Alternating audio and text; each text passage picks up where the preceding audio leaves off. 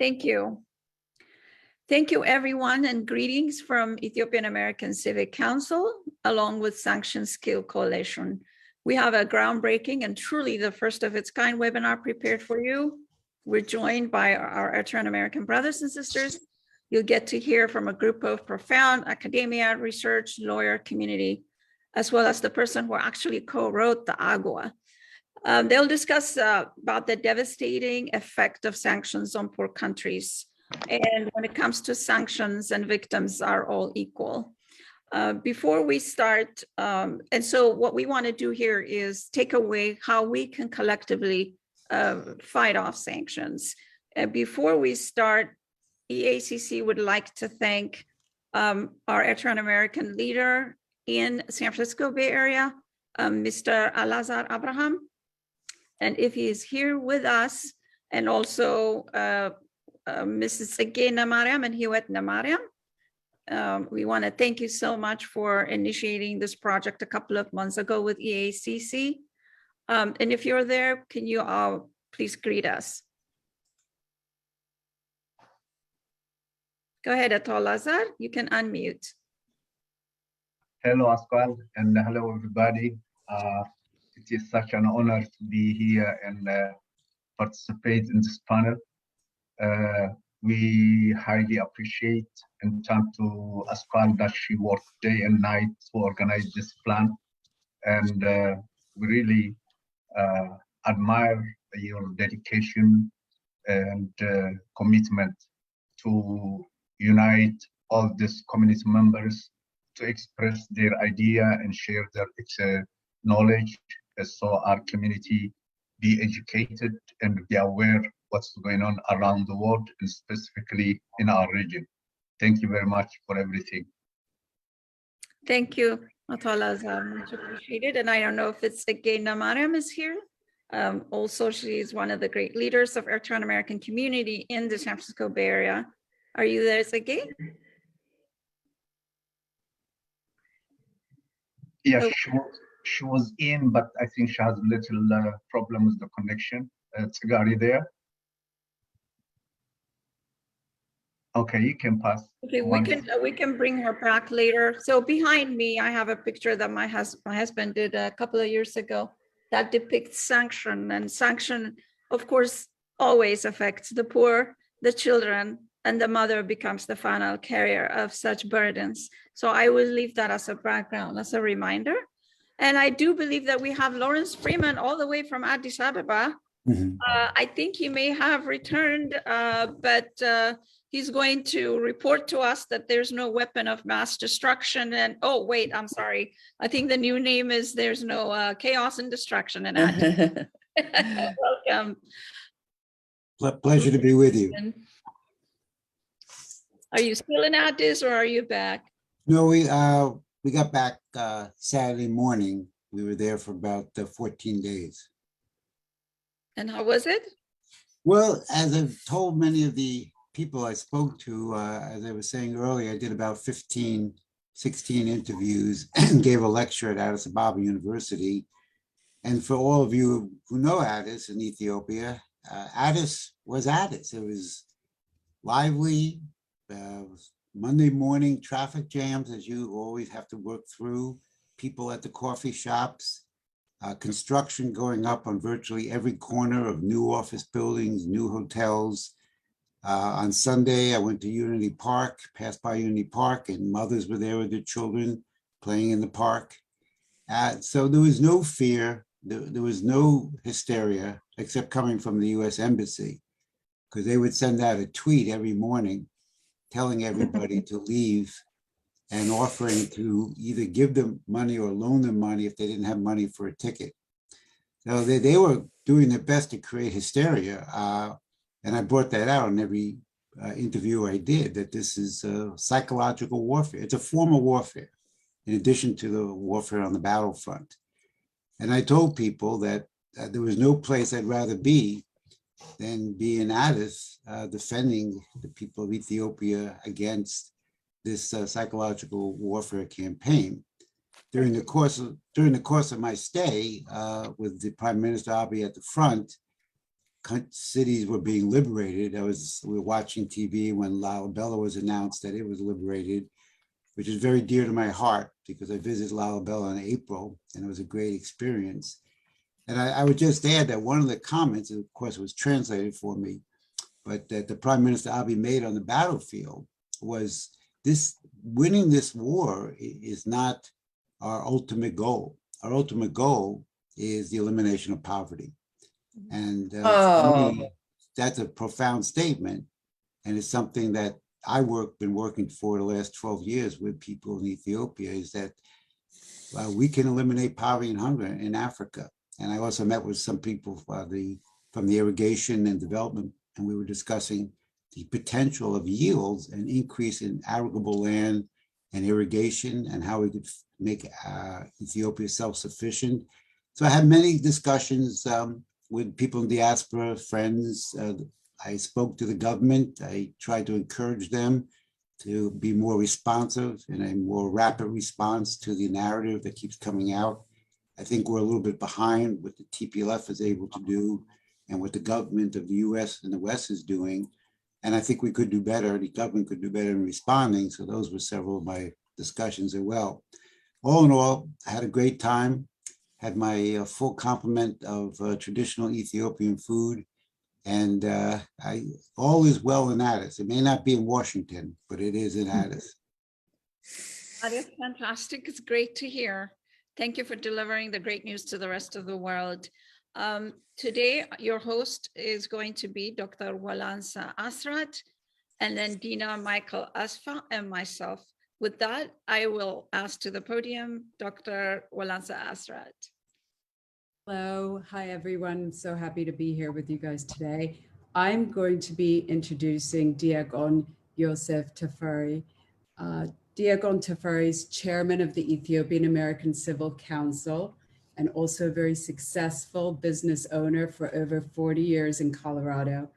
EACC is the largest and oldest civic organization that advocates for human rights and justice in Ethiopia, with over 750,000 subscribers. EACC was the first civic organization to hire lobbying and PR firms to fight the Tplf. Diagon Yosef is a widely regarded expert on Ethiopia and Horn of Africa geopolitics, and one of his notable achievements was he co-wrote the Human Rights Bill, HR 128, and provided congressional testimony.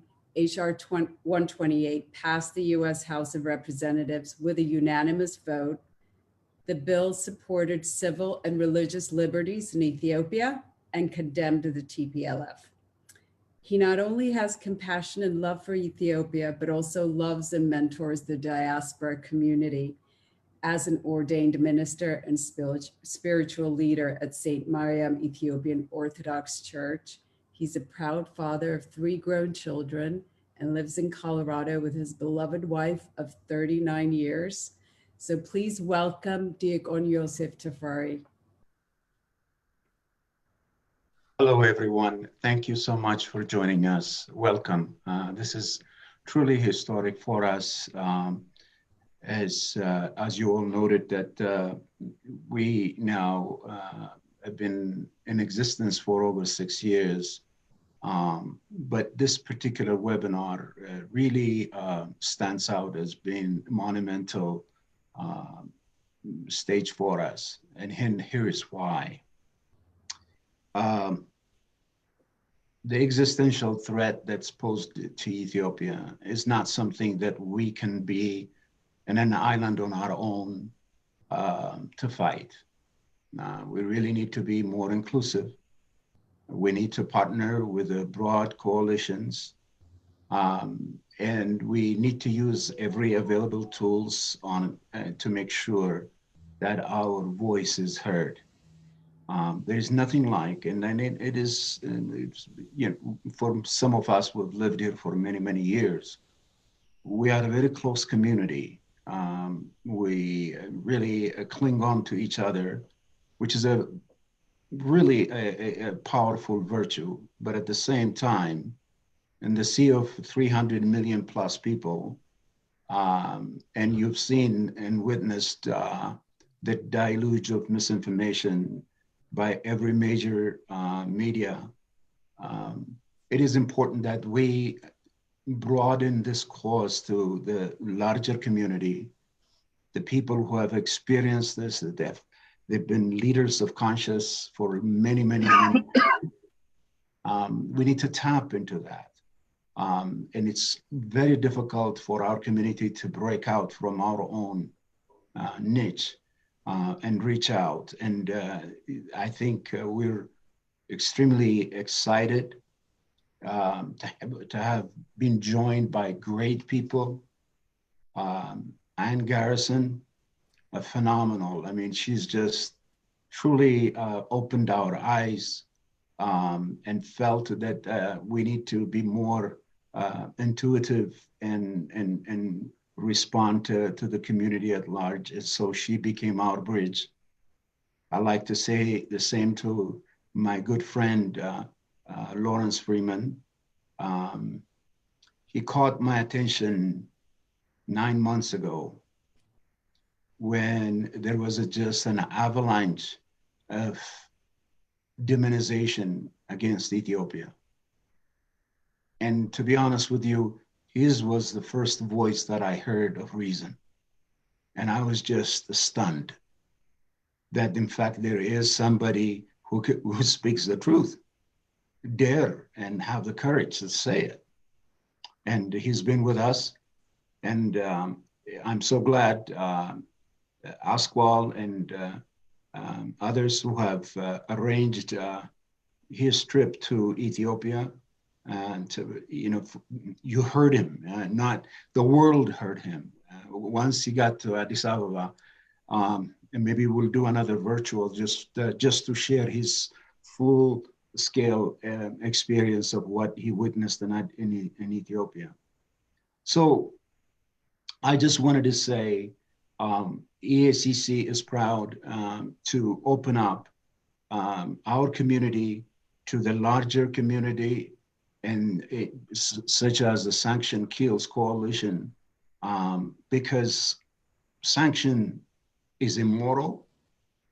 It is illegal. I'm not a lawyer, but from what I've read, it has been weaponized against developing countries, in particular Africa.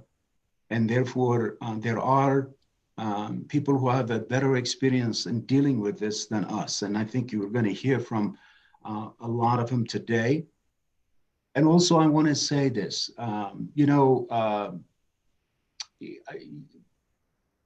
AIDS, though it addresses a lot of vacancies, and particularly of humanitarian assistance, we hate to see AIDS being weaponized. And sanction is in the same way, is weaponized. I remember when Ambassador Samantha Power was confirmed by the Senate as the leader of the USAID.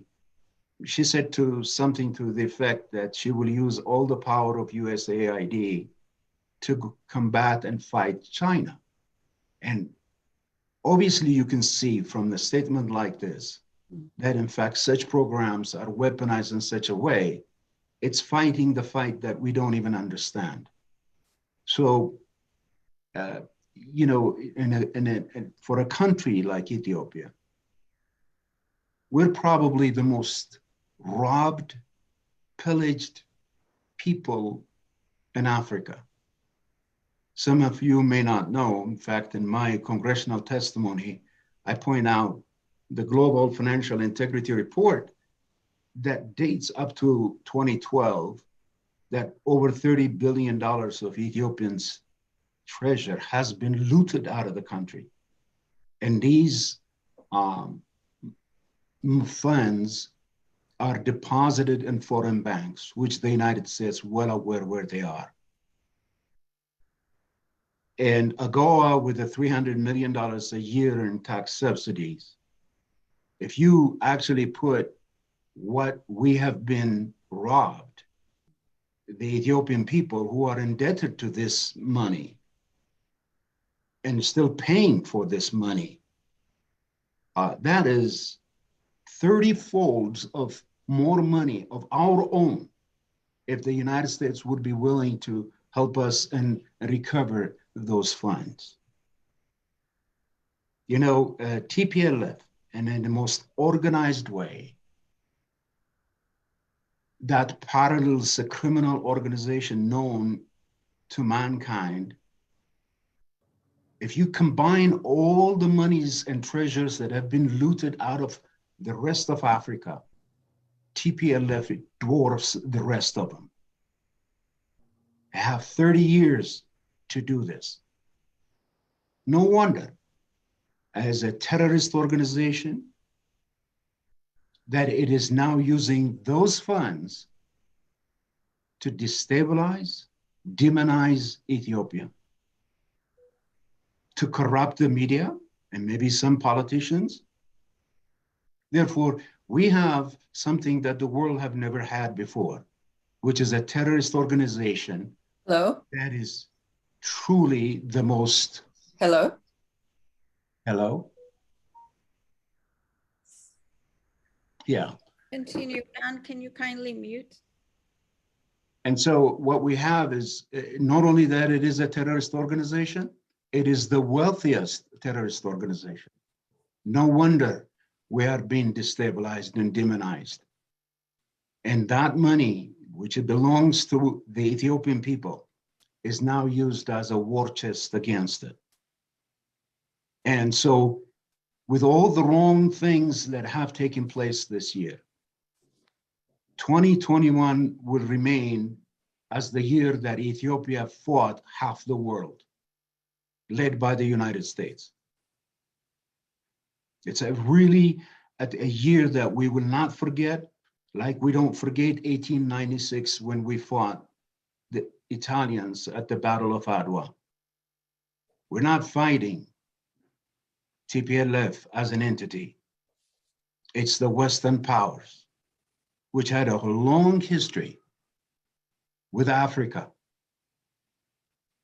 that their racial bias led into the slavery of African descendants, followed by colonialism, then by neocolonialism that we're living today, which the byproduct of that is indeed a Trojan horse like Tplf to undermine a legitimately elected government and to force us to compromise our sovereignty.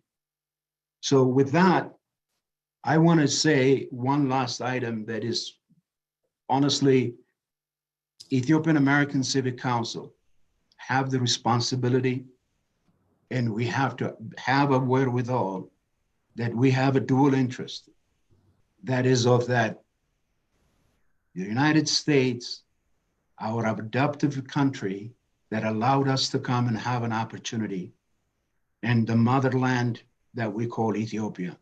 We want to have between those two countries, an enduring and good relationship. We're not Ethiopian Chinese, we are Ethiopian Americans. Many of us have been naturalized as a US citizen. So we have a duty to make sure that we bridge the gap. And one of the ways that we suggest to the United States, because President Biden did say that he would put pressure on the warring parties by putting sanction against them. We would like to see the Global Magnitsky Act, in fact, come into play, sanction Tplf leaders, dig out all the treasures that have been looted from Ethiopia, use that as a good faith and to bridge the damage that we have seen in 2021. That's what we like to see. We're beyond asking for a balanced foreign policy because the damage is already done.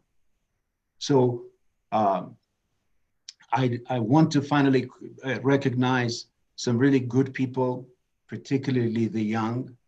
I'm an old man, and my job is to recognize the young, vibrant, passionate activists that are coming.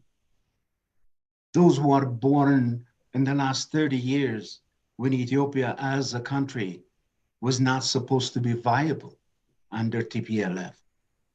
In that generation, anyone that is born in that generation, today defending Ethiopia, especially in Ethiopia, who are dying as you and I speak. Now let me ask you, where did they get their love for Ethiopia when they were not supposed to have it? How did they get summoned? This passion, that is truly the extraordinary virtues that God has bestowed to our people, and particularly to the youth. And to make it even more complex is the Ethiopian young generation in the diaspora. Like Dina Asfaw, she's our panelist. Awet Melach did a wonderful dynamic video today for this webinar, and many others. And all I want to tell you is this: forget this, our generation politics that began somewhere in the early 60s. You have an opportunity to define us, our future, along with your colleagues in Ethiopia, the base where it matters. And I want to thank you for your commitment to bring Ethiopia and Eritrea together, to make no more, to become the voice for the suffering, not only for Africa, but in the entire world. And for us to say, like the Jews who basically after the Holocaust, they termed the word never again. And that word became embodied and created the state of Israel. We need to say never again for all the things that have happened to Africa, and particularly to Ethiopia and Eritrea. It's our unity, the unity of Ethiopia and Eritrea, that shook up the world, shook up every one of these people. And it is a sacred union. We're one people with two countries. We will unite, but not only that we will unite the region. And we become the true gateway to Africa. So I want to thank you. Sorry I apologize for my long-windedness about this, because we did not invite you to hear it from me, but from our really illustrious guest we have today. But to start out, I would like to invite Roger Irvin. Roger Irvin is our senior consultant that we retained as a lobbyist. Extremely knowledgeable person. It takes 2-page long of his resumes to tell you, but he was in a position at time when AGOA was conceived to have that drafted along with others. And he is with us, and I'd like to invite him to come and to address our guest. Thank you again. God bless you. God bless Ethiopia and the United States of America. Thank you, Deacon. I hope everyone can hear me. Yes. Yes. A very eloquent statement. It means a lot, and very passionate, and a lot of foresight in the statement, and thank you. It's been a great pleasure of mine to be a consultant, an advisor to the EACC for the last 4 months or so. And it's given me a chance, even though I've worked in Ethiopia on and off for the last 30 years, it's given me a chance to sort of catch up to what is going on in Ethiopia and understand what the views are, not only for people who live in Ethiopia, but for you, the diaspora, and what you do every day to support the country and the people there. So thank you for all you do. In terms of the AGOA, the Africa Growth and Opportunity Act, I think it's a very, very important tool that provides great amount of resources in terms of investment capital, human capital, jobs, and infrastructure capital. And it has been a fairly successful program for the last 30 years. And I'm very glad to be sitting here to talk about it today, even though in terms of what it means for Ethiopia at this moment is not such a great occurrence. Just to step back and give you a little history of how AGOA came to be about. Four of us, young staffers in our 20s at the time, sat down for lunch one day in 1991 and thought, what could we do? We were, sorry, I should explain, staff people on the Hill. We all worked for different members on different committees. At the time, I was working for a member of Congress who was on the Foreign Affairs Committee in the House of Representatives. So the four of us sat down and talked about the various issues going on at the time throughout the Congress, not only related to Africa, but international. And trade obviously has been a very important issue for a long time. And many countries have taken advantage of trade preferences to help accelerate their economies and become a larger productive base to export goods to the US and to Europe. Africa did not have that opportunity at the time. We were just in the middle at that point of enacting the NAFTA trade agreement with Canada and Mexico. The Vietnamese Trade Preference Act, sort of the AGOA for Vietnam, was on the table. The AGOA for Chile was on the table. The AGOA for several other countries were being discussed, and legislation was being drafted to move on those, but nothing was being done for Africa. So we sat down and thought about what would be the best thing to do that would not get bogged down in politics, that would not get bogged down in a lot of technical jargon, but it would be straight, clean, and simple, and it would provide jobs and investment capital for Africa. So we decided we needed to hit, if we're going to write legislation, it needed to be focused on a few important things. One was, how could we justify and quantify the reduction of tariffs on goods that come from Africa to the US that would not make Africa just a pass-through for Chinese or Singapore or any of these countries that were large manufacturers of clothing and other products like that. Two, that it would be that we would make investment actually happen in Africa, and that it would not just be foreign money coming into Africa and just moving through the process and going back as profits to those countries and to those manufacturers, private manufacturers. And then three, that it would be foolproof from the Congress coming back year after year and making it tougher and tougher on Africa, and so that Africa actually could grow into this process.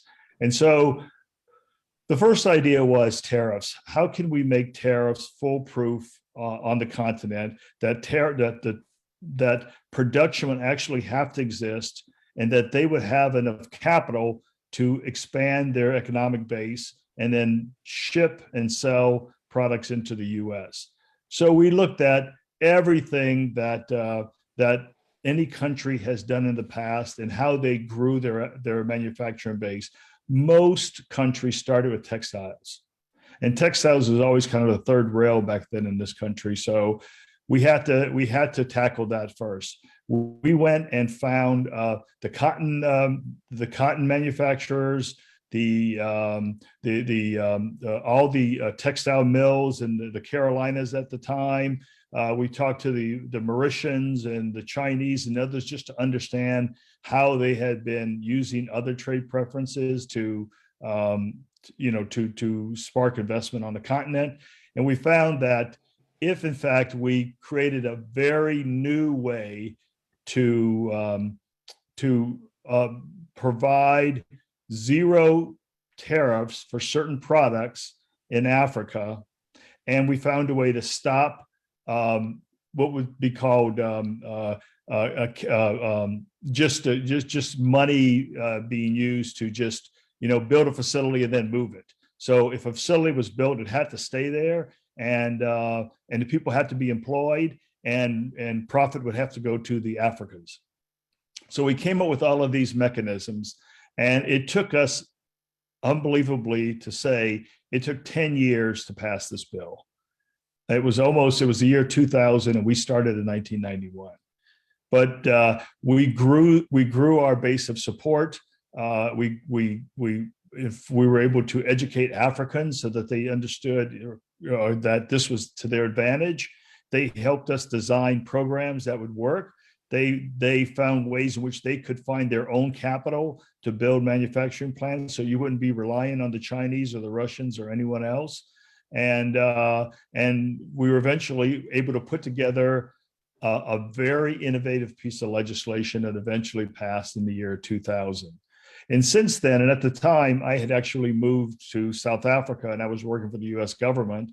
And so one of my first jobs was to introduce people like Walmart and the Gap and all of these companies to South African Black enterprises in South Africa and Southern Africa to see if they could find some way to source materials and products.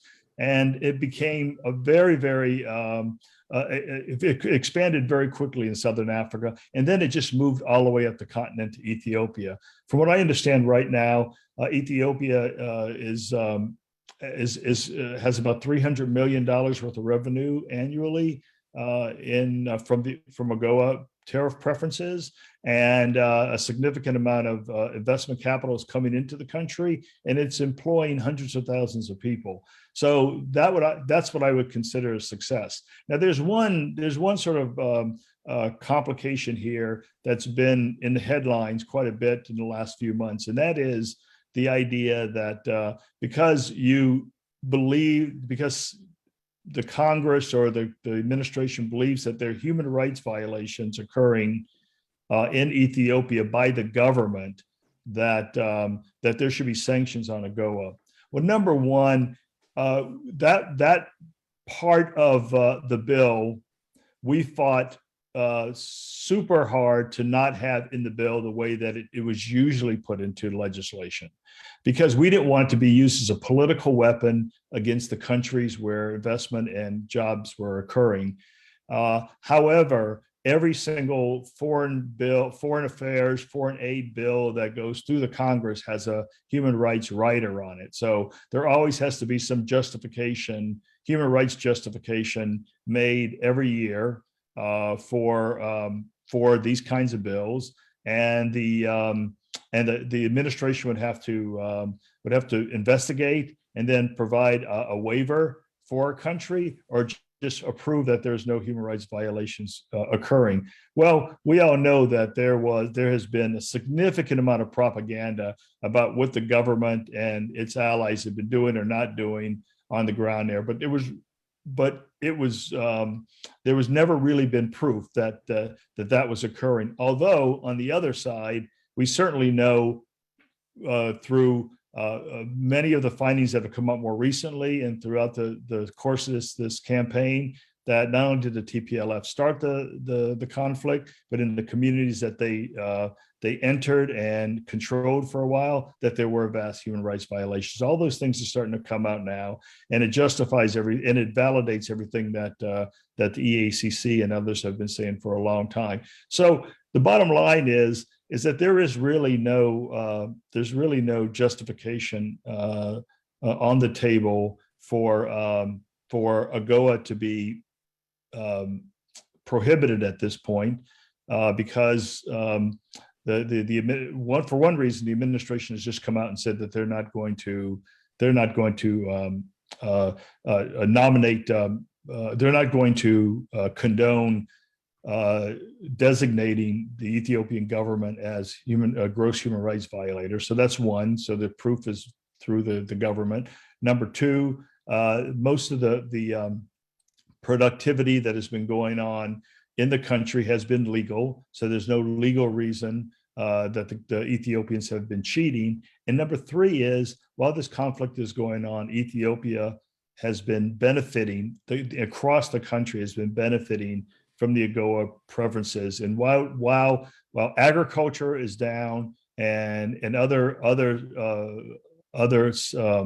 parts of the economy are not functioning like they should because of the war, AGOA provides much needed capital to people who need the jobs and need the money to take care of their families. So the position that the EACC has taken is the right position. I think AGOA remains a very, very important part of the growth of Africa and certainly for Ethiopia. And it really is important for the EAC and EACC and the diaspora community at large to continue to support this bill and not let this administration or any administration use it as a political tool. Thank you.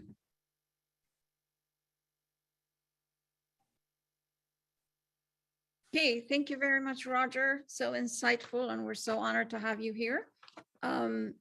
Next, our speaker is going to be Ann Garrison. Ann Garrison is a Black Agenda reporter and a contributing editor based in San Francisco Bay Area. She also writes for Counterpunch, San Francisco Bayview newspaper, and Black Star News. She reports for KPFA Radio Weekend News and for Pacifica Radio Network's national show, COVID, Race, and Democracy. She received the Victoire Umuhoza Ingabire Umuhoza Democracy and Peace Prize for promoting democracy in the African Great Lakes region. She has definitely become a beacon of light for Eritrean Americans and Ethiopian Americans in the diaspora for reporting the truth. And she is a friend in need and a friend indeed. With that, I urge every single one of you here to support her work, since she's an independent journalist. And she has a Patreon page. Surafel is going to post that on the chat, if you can see it there. Her Patreon page is basically patreon.com/Ann M. Garrison. So we are putting on the chat, and I urge everybody to support her. I appreciate that. And also follow her work at Twitter. She is at Ann Garrison. Please welcome Ann Garrison. Thank you. Thank you, and thank you for saying all these nice things about me. And I see a friend of mine, James McFadden, whom I know via Pacifica Radio and KPFA Radio here, is asking in the chat, what was the name of the legislation passed in 2000? I believe that is AGOA, the African Growth and Opportunity Act, right? Which we were talking about earlier? Yes. Okay, yeah, the African Growth and Opportunity Act. And Biden is threatening to cancel that. It allows manufacturing in Ethiopia to import goods tariff-free to the United States. That doesn't always mean they're Ethiopian-owned businesses. Often they're international manufacturers, but this is helping Ethiopia build up its industrial base. And it seems that a lot of jobs depend on it. Now, since I said I would talk about media, so first I was going to talk about some of the central lies about what's going on in Ethiopia. First, Tigray genocide against the Tigrayan people, which is a narrative that surfaced almost as soon as the war began, as soon as the Tplf attacked the federal army base in Mekelle. Within days, the word genocide was being used.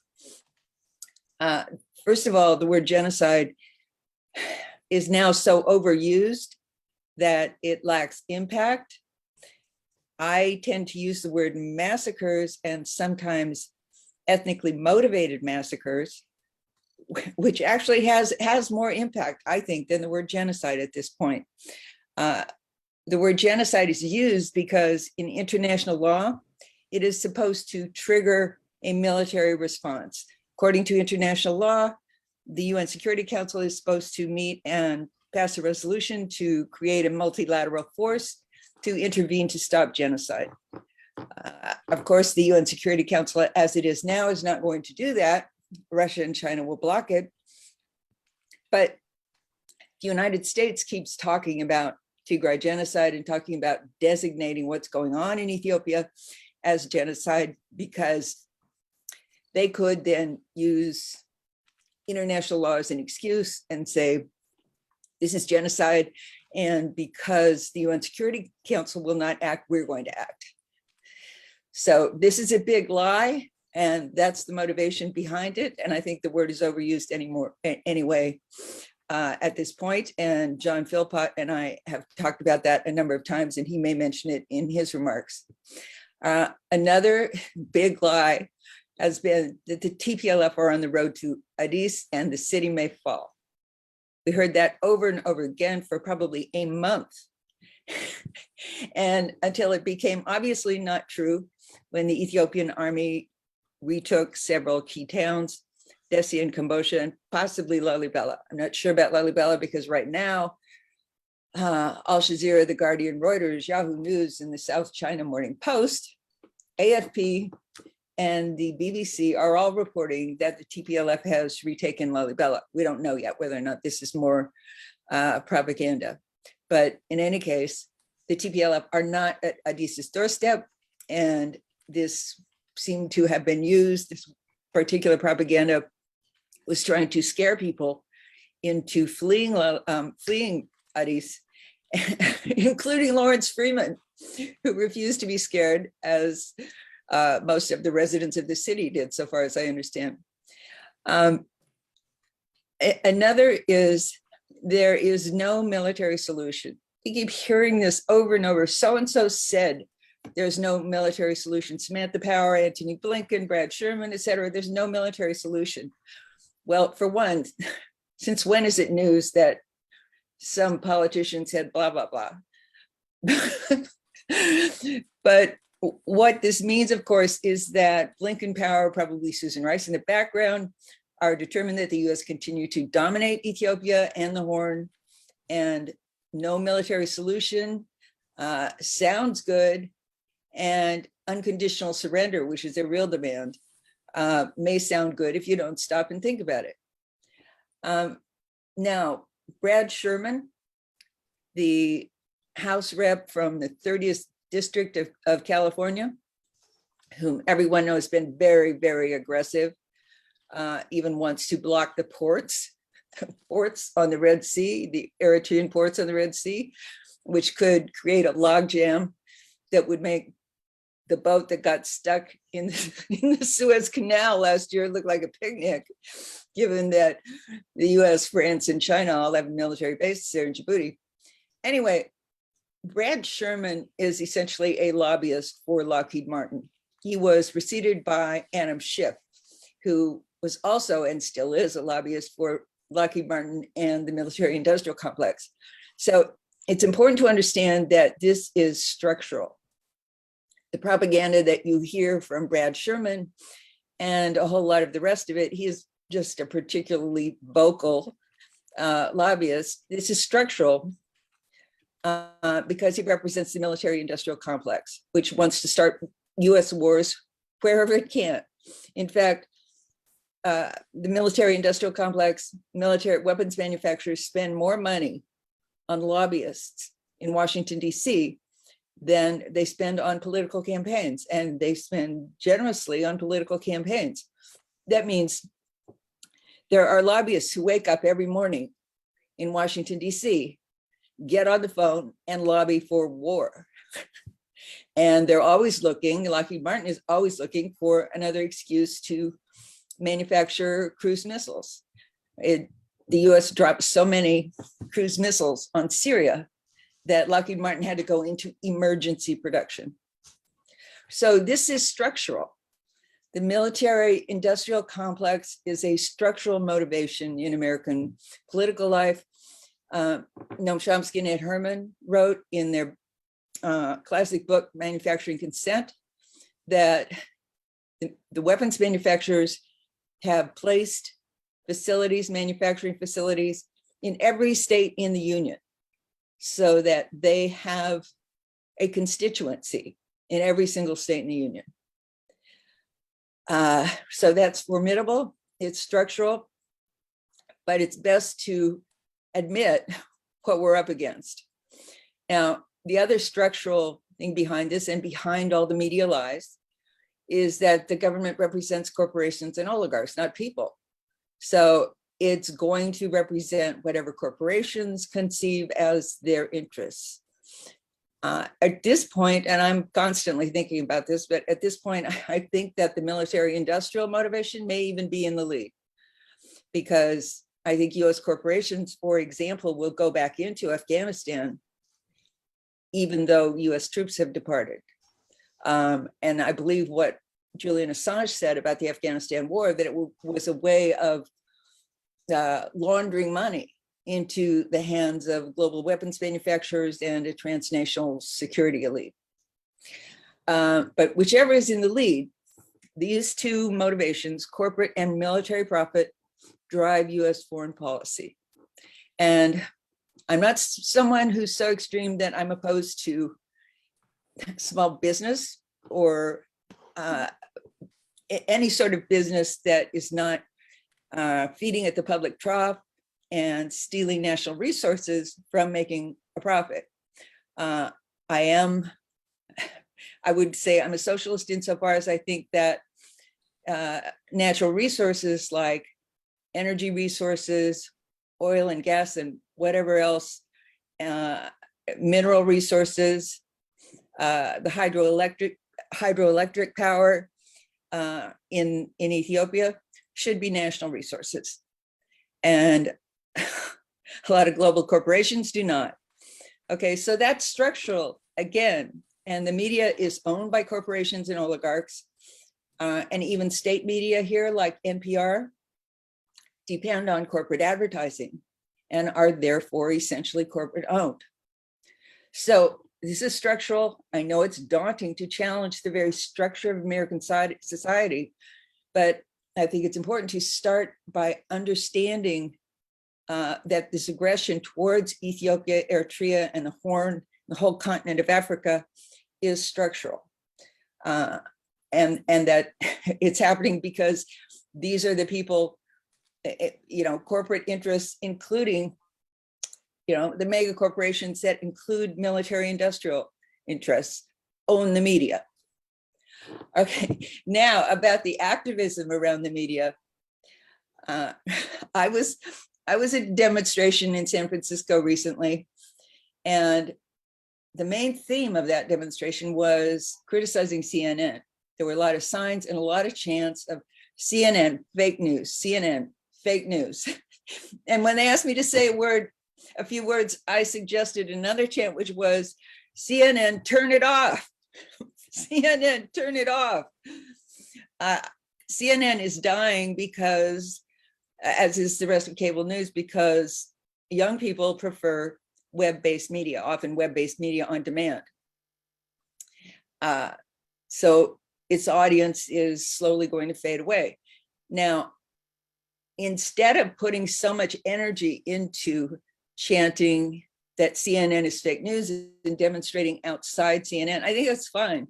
But I think it's important not to put inordinate energy into that.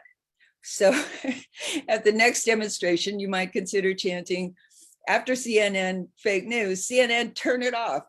Black Agenda Report speaks truth to power. The Gray Zone exposes corporate greed and corruption. Covert Action tells it like it is. Mint Press News gets it right. And those are just a few of the independent publications that are not beholden to weapons manufacturers and big corporate interests who have the freedom to tell the truth. And with regard to what Pasquale said about supporting my independent reporting, most of these outlets survive on fund drives, and the fund drives typically raise just enough money to have an editor, maybe a copy editor, maybe some technological help, because most of them are web-based. So they have their own fund drives, their own Patreon pages, and so do most of the writers. And the consequence is that we have the independence to tell the truth. And oh, the last thing I wanted to say was something about the media and sanctions. Sanctions can be used to punish a country like they are Ethiopia. They can also be used to create illusions. This was true in Rwanda in 2012, 2013. Rwanda was behind the M23 war in the Democratic Republic of the Congo, which was just devastating in 2012 and 2013. And Rwanda is a US ally and serves basically as its army in the region and elsewhere on the continent, as Ethiopia did for a while under the Tplf, to make it look as though they were concerned about this and as though they were doing something about it. The US imposed some trivial, meaningless sanctions on Rwanda, like they reduced the funding for a military academy, nothing that was going to have any significant impact. So everything, as Deacon Joseph said, can be weaponized and propagandized. And it's important to see that sanctions not only punish, they can serve propaganda purposes and whatever the worst impulses of US foreign policy are. And that's it. Thank you. Thank you for inviting me. Thank you, Anne. Can you hear me? Yep, I will mute now. Okay, thank you. That was very informative, and I really appreciate that you mentioned that what can we do as far as actionable items, which is support the ones that are actually telling the truth. You know, having been assaulted for this year with these lies that has been so disturbing to all of us, that's one of the things I've started thinking about is what could we do? We could support you on Patreon and Garrison, also other, you mentioned Mint Free Press. Counterpunch wrote a very honest article on Ethiopia depicting everything very honestly. So I think that's one of the things we can also take away from this is what can we do to combat this? And it's actually go out and support those that are telling the truth. So I actually decided to contribute. I donated a little bit to Counterpunch. And then once I read that article and they wrote such an honest account on Ethiopia, I was like, okay, well, I have to really give him more because it was therapeutic for me just to see the truth.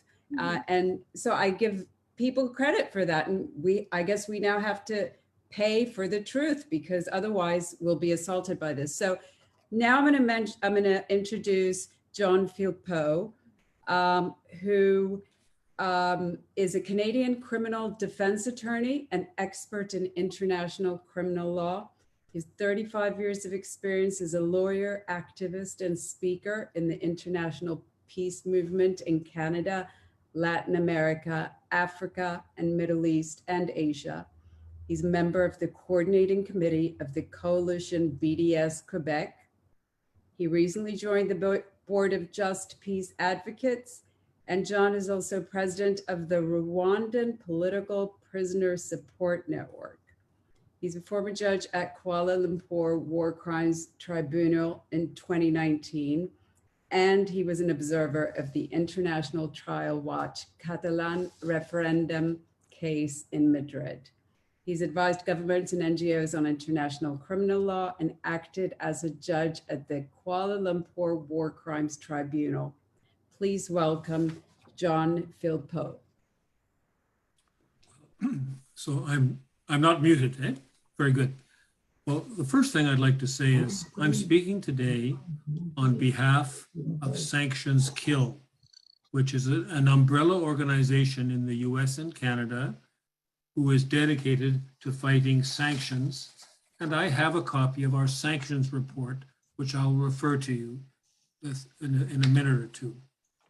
I am very pleased to be with you and with the Ethiopian people after this big struggle you've been in and this overwhelming victory for democracy. And the percentage of for your government was extremely high. I'm wondering whether you've been invited to the US for the big meeting on the 9th and 10th. I know the answer. Now, we're going to talk about sanctions a bit today, and the US announced on May 23rd some sanctions on individuals and additional sanctions on September 27th. And my reading of it, as I'm not an expert on Ethiopian economy, is that the November 1st announcement about the Ethiopia's audit compliance with AGOA could have tremendous consequences. And our previous speaker, Mr. Irvin, described with a lot of knowledge about the importance of AGOA to your economy and the terrible suffering that people would undergo. And it's going to be African people and African women who are going to suffer, I think, a lot in this. We have to be realistic about the US attitude. They do not care about human rights. They do not want to do anything about crimes committed by the insurgents. They do not want to do anything about UN-sponsored, the theft of UN-sponsored relief supplies taken by the Tigray army. My observation is that the UN, which is controlled a lot by the US, the infrastructure, has been helping the Tigray insurgents. And let me remind you that Samantha Power and Susan Rice have been around for a long time, and we know a lot about them and the way they act when they travel in Africa and they work in Africa.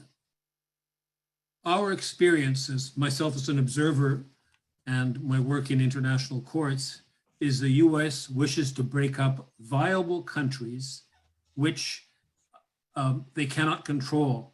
And we will recall the last 30 years, Yugoslavia, the Congo, and I think Nigeria now with the in the north of Nigeria and other related areas.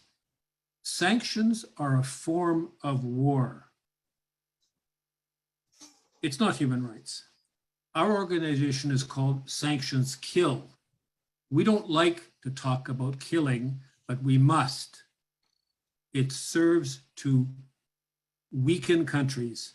It's a form of siege war, which has been existed for a long time. In relatively recent years, Cuba has been under a blockade for 60 years. I wrote 50, 60. Zimbabwe has been under blockade since 2000, and it nationalized the land and refused the US model. The SADC has the 25th of October anti-Zimbabwe Sanctions Day. Returning to Ethiopia, there are different tactics, and I think your country has faced them all. A proxy military war, and they arm, and you know more about the exact arming than I do. Media lies, Anne has underlined it, and I can only, the infiltration of the media and every strategic point in the US, Canada, in Europe reminds me of the Rwandan Patriotic Front and the way they functioned between 90 and 94. And the final tactic they are trying to use, and I think we have to stop it now. Don't let, okay,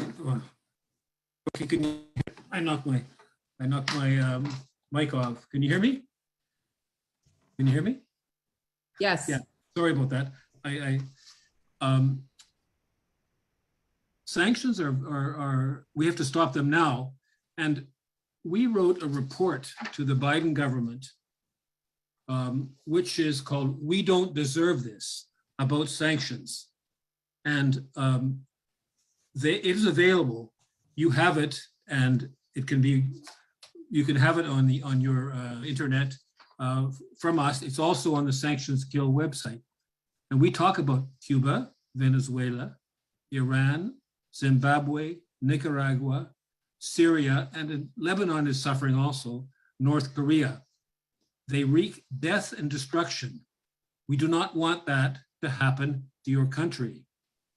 Our report, in legal terms, underlines the fact that these sanctions violate the Charter of the United Nations, the sovereign equality of nations.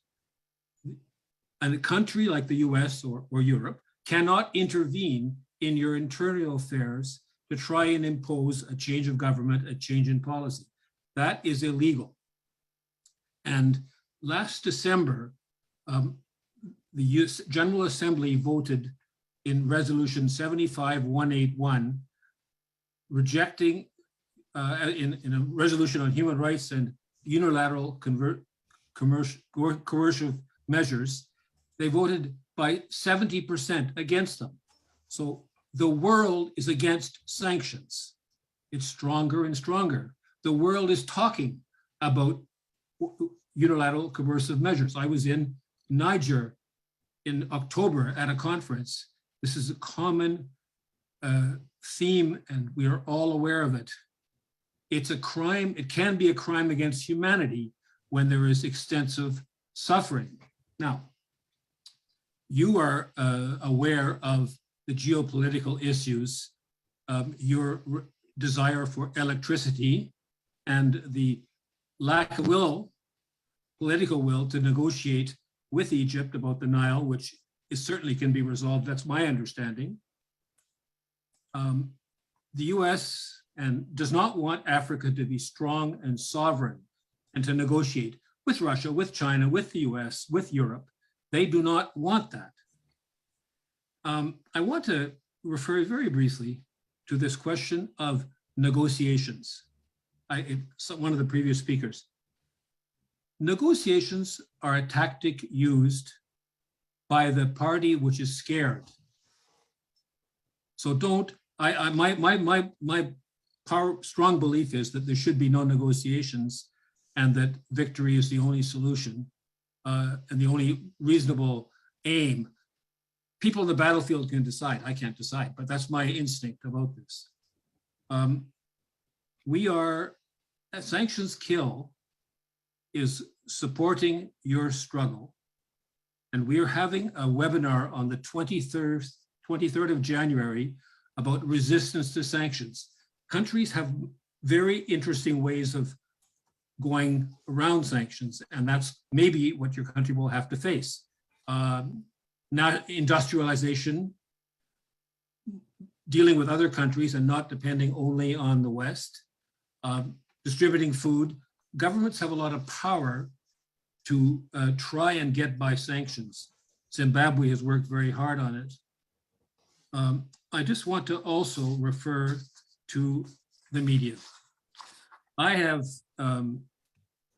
What you said about the media and about Anne Garrison and others, Rania Kalik, Eugene Poirier, The Gray Zone, Mint Press News, these are the ways in which these issues can be discussed. The world is turning in your favor. You are stronger than Rwanda was in 1994. You have allies. We are entering into a multipolar world, and law must be applied to your country. International law, sovereign equality of nations. Sanctions are illegal. They're contrary to all the entire international legal system. And when they talk about a rules-based order, which we hear from Germany and from the US, the rule-based order is the United Nations order. And this is one of the ways to defend your country. There are many other ways, of course. And so thank you very much. And I would also thank you very much for a lot of things I've learned in the last week or so, and well, actually for the last year, but particularly in meeting some of you recently, and including Benyam last week. It's a wonderful experience to work with you.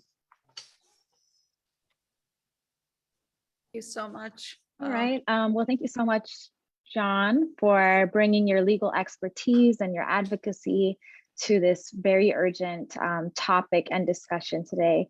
I want to say to everyone who is watching this, either on Zoom or Facebook or on YouTube, I really want to encourage you to read the Sanctions Kill report that John has mentioned. Knowledge and consciousness is a very, very important tool for Africans, especially. Know your history, know policy, be armed with the data, all right? So next, I have the pleasure of introducing someone from the Eritrean community with a great amount of experience and an analysis that will help us to better understand how sanctions function. So Dr. Barhe Haptagorgis has had a fascinating life journey leading up to this moment. He was born and raised in Ertra. Later, he found himself in Ethiopia. He graduated from Harar Military Academy and served as officer in the Imperial Bodyguard.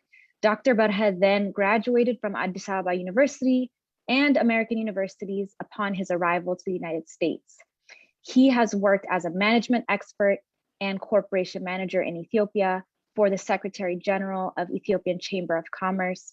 In addition, he has been professor at American universities for a sum total of 33 years, and he is now a professor emeritus. With that said, I would now like to welcome Dr. Barhe.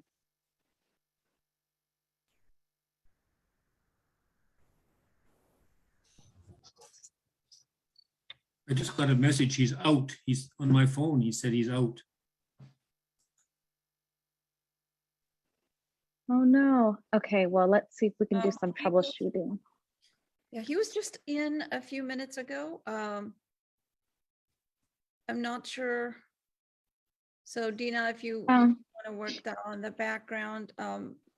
Yeah, I think should we go ahead and go ahead with Binyam, and then Dr. Barhe can join us after. Is that all right? Surely, go ahead. And okay, great. In the meantime, I'd like to mention that please do not forget to support Ann Garrison. And I think we put the link on the chat for you. Go ahead, Dina. Thank you. Yes, thank you, Aswad. So in the meantime, I want to discuss Binyam Gitao, who is a fellow Ethiopian organizer. He has been working really hard to shed light on the political and social chaos that the Tplf set in motion, especially within the last year. So to describe Binyam's background a little bit, Binyam Gitao's educational background is in political science, philosophy, and religious studies. He also has training in law and psychology. Following in his father's footsteps, who is the late engineer and NASA scientist, Dr. Gitao Ejugu, Binyam is an advocate who exposed Tplf in the early days. Binyam describes himself as a human rights activist and community organizer, and he is coming to us from Los Angeles, California. Welcome, Binyam. Thank you. Thank you for having me. I really appreciate being involved. First off, I think it's important to say that the legacy of Ethiopia and being Ethiopian is beautiful. It really is, yes. We represent the source, the origin of humanity. We were literate and wrote poetry and wrote philosophy, practiced science, and practiced the Abrahamic faith of Judaism, Christianity, Islam, when much of the world couldn't even read. Before there were knights of the Round Table in England, Ethiopians were the knights of Africa. I'm very proud to be an Ethiopian American. I believe that Ethiopia deserves to remain free and uncolonized, to be free in governance, to be free in choice economic decisions, and to be free as a free thinking person. I think it's important to say something separately, that the legal mechanisms that were imposed on Ethiopia regarding the current Mullah Zenawi constitution, the way Ethiopia was cut up into ethnic regions, even the flag having that Tplf star on it, which is not what the Ethiopian people deserve, needs to be handled immediately. And I think that these conversations regarding sanctions and immediate new constitution, proper regional borders, proper flag, proper human rights, proper value of human life need to be addressed simultaneously. So saying that, I think that that should be the next part of our discussion in the future, maybe towards the Q&A session. But I invite all Ethiopians that to make this a priority. We need a constitution, we need our proper flag, we need to remove ethnic federalism, we need to remove ethnic borders. Just a few days ago, Representative Brad Sherman of California gave an extremely misleading statement on CNN. The host said that the aid workers are literally under fire without telling the truth, naming that it was the TPLF Tigrayan rebels that have killed international aid workers, and also that the TPLF Tigrayan rebels were the ones that stolen the aid from the UN and World Food Program, and that they used that in order to fuel their efforts to continue the war. She did not tell the truth that these aid organizations have been actively aiding the TPLF Tigrayan rebels with equipment and logistics. She further stated that it's the Ethiopian government who's hell-bent on waging war without actually naming the aggressors, which is TPLF. She further stated that she misstated, and this is very key. That's important to note. For nearly 6 months, it was the north central regions of what is now called Amhara region and the eastern region, what is now called Afar region, that were primarily defending themselves without the involvement of the Ethiopian National Army. This is important because when accusing the Ethiopian government, she's not talking about how the Ethiopian government would withdraw the military positions based on the Western pressure, primarily the United States and UN, causing the civilians to have to defend themselves. In some cases, farmers were actually selling their livestock in order to buy weapons. Brad Sherman praised the TPLF Tigrayan rebels, treated them like some kind of heroes, called what's happening in Tigray all the making of a genocide, without telling the truth that these TPLF Tigrayan rebels, with the help of hired mercenaries, some of them of which were Arab, are attacking and invading various portions of northern, central, and eastern Ethiopia. I'm going to give you some numbers that are very critical. In Amhara region, in the Amhara regional state, it's estimated it's between 25 and 30 million people. Out of that 25 to 30 million people, 2.5 million have been internally displaced.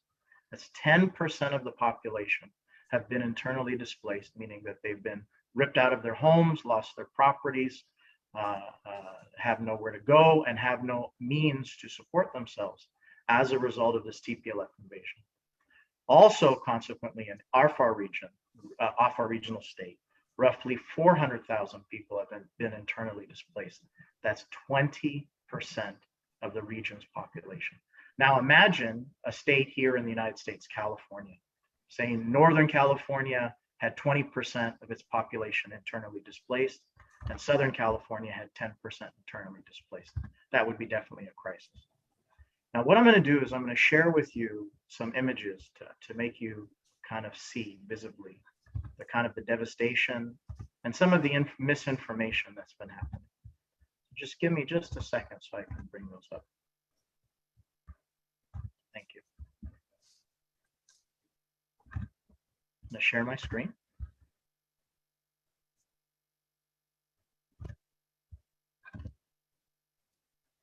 Here we go. Everybody should be able to see my screen now. We're going to go one by one per slide. I've used various sources to find this information. Hello. Yes. Can Hello, you see my screen? Oh, Dr. Barha, yeah, if you could please mute. Binyam's going to finish up and then we'll have you go ahead. Thank you. Thank you. So, Hello. For example, these are atrocities by TPLF, one example, and you have to remember a war is fluid. So things happen in different parts of the country. So as you see, TPLF forces have shelled hundreds of towns, particularly targeting civilian targets, not military targets. Here in northern Gondar and Wollo, these are kind of north and north central Ethiopia, at least 4,731 civilians were massacred, okay? That's just one part of Ethiopia. That number is much higher now and definitely doesn't include the other parts. This is also very important that the major media outlets are not reporting almost anything about the TPLF Tigrayan rebels are actually stealing children from the Amhara and Afar regions and then using them as human shields in their offensive. So as we all know, use of child soldiers is a war crime. Here is another figure about the 2.5 million Amaras have been internally displaced from Wollo and Gondar province. That doesn't include Shoa, the other central region. That's why the number is at about 2.5 million. Of those, over 18,000 children under age of 5 in the Amhara region alone are expected to be severely malnourished in 2021. For example, in just two battles, one in Kombolcha and one in Desi, these are in north central Ethiopia, province called Wollo, 280 civilians were killed. In Desi, 250 civilians were killed. And this is just a few months ago. Just recently, these two cities were liberated. What's important that the TPLF rebels target civilian facilities, civilian homes, civilians in order to create mayhem and chaos. Multiple sources highlighting where you can find this information. I'll come back to this slide because this is important. On Twitter, you can find different types of information. This one I particularly like. It talks about a Chene massacre. In one day, as Amhara regional forces were retreating, the Tigrayan rebels attacked civilians as revenge for the Amhara soldiers standing up to the TPLF rebels. On December 5th, it was reported Tigray rebels have massacred 70 Amhara civilians in a town called Ansokanyana, and another one in Gamza, North Shore. Another massacre on December 5th, 400 Amharas in Gashena, northern Wollo. Here, it talks about the local witnesses about how OLF, it's another terrorist group that has joined forces with TPLF, massacred 33 Afar women. So this is the Afar province in eastern Ethiopia. The devastation is horrendous. These were medical facilities. They were looted, bombed, destroyed. This is in Wollo province. We'll get shortly to Afar province. This is in Afar province where it talks about, this is in Shoa, which is central Ethiopia, which it shows that the TPLF Tigrayan rebels have further pushed south into central Ethiopia. And yet, remember, Brad Sherman was praising them as heroes. This is in Afar province. You can find this on Twitter. Two Twitter accounts I like, one of them being Kafar Media, shows that even religious sites, Islamic mosques are being attacked, looted, and bombed and burned. And this is another showing of the atrocities and property destruction in central Ethiopia show. Now this is interesting because, as you've seen, a lot of the United States government officials, Brad Sherman most recently, Samantha Powers, Linda Thomas Greenfield, Karen Bass have all been supportive of the Tigray genocide narrative. However, right here, Sean Jones of USAID Ethiopia says very clearly, I do believe that TPLF has been very opportunistic. Maybe they've even stealing from citizens. He says we don't have proof of this. Several of our warehouses have been looted and completely emptied, particularly in Amhara region. So this is a list of daily massacres. It's another Twitter account that I think is good to follow. It gives updated information. And then again in Afar region, you see attacks on mosques. A masjid is another word for a mosque, which obviously is a religious house.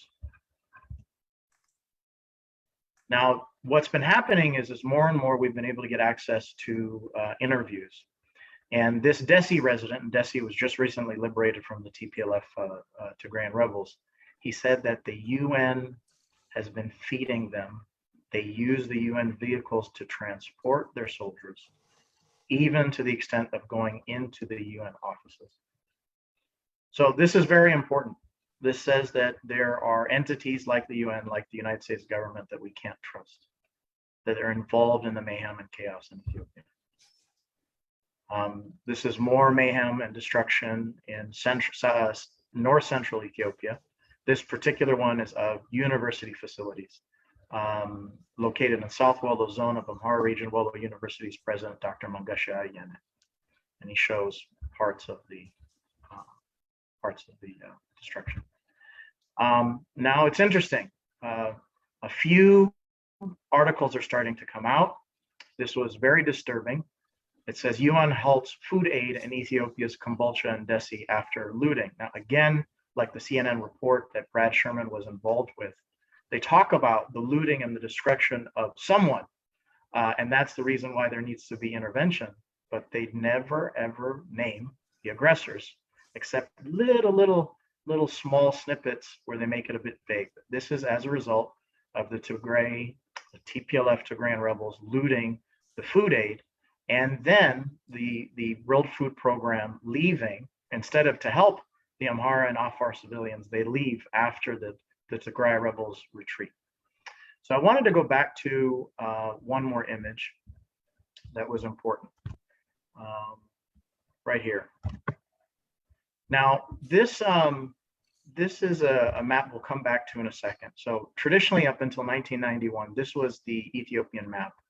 You see Tigray is here. You see it doesn't touch the water. It's relatively small. Bagumdar, Gojam, Wollo, Shoa, those are traditionally the Amhara lands. If we go to the next map, we're showing the Tplf era map of the provinces, which is quite different. Tigray has increased in size. Other regions are created erroneously, falsely, based on ethnic borders that never existed in the past. You see Tigray has grown south and also grown west, bordering Sudan. That did not happen before. But what we're seeing now more in different places is something called Abai Tigray. Great or greater is the English translation. The idea is that if the Tplf rebels can't get back in political power of all Ethiopia, they want to create a new country. What's very important about this is the borders are extended up into Eritrea, extended out to the Red Sea, extended out into Western Ethiopia to control the Blue Nile waters. So you have to understand that just like John Philpot said earlier, I mean, negotiation with a group like this is unacceptable. They don't want peace. They're not interested in a successful Horn of Africa. They just want domination. So I yield my time. I appreciate being involved, and I'd like to close with just saying that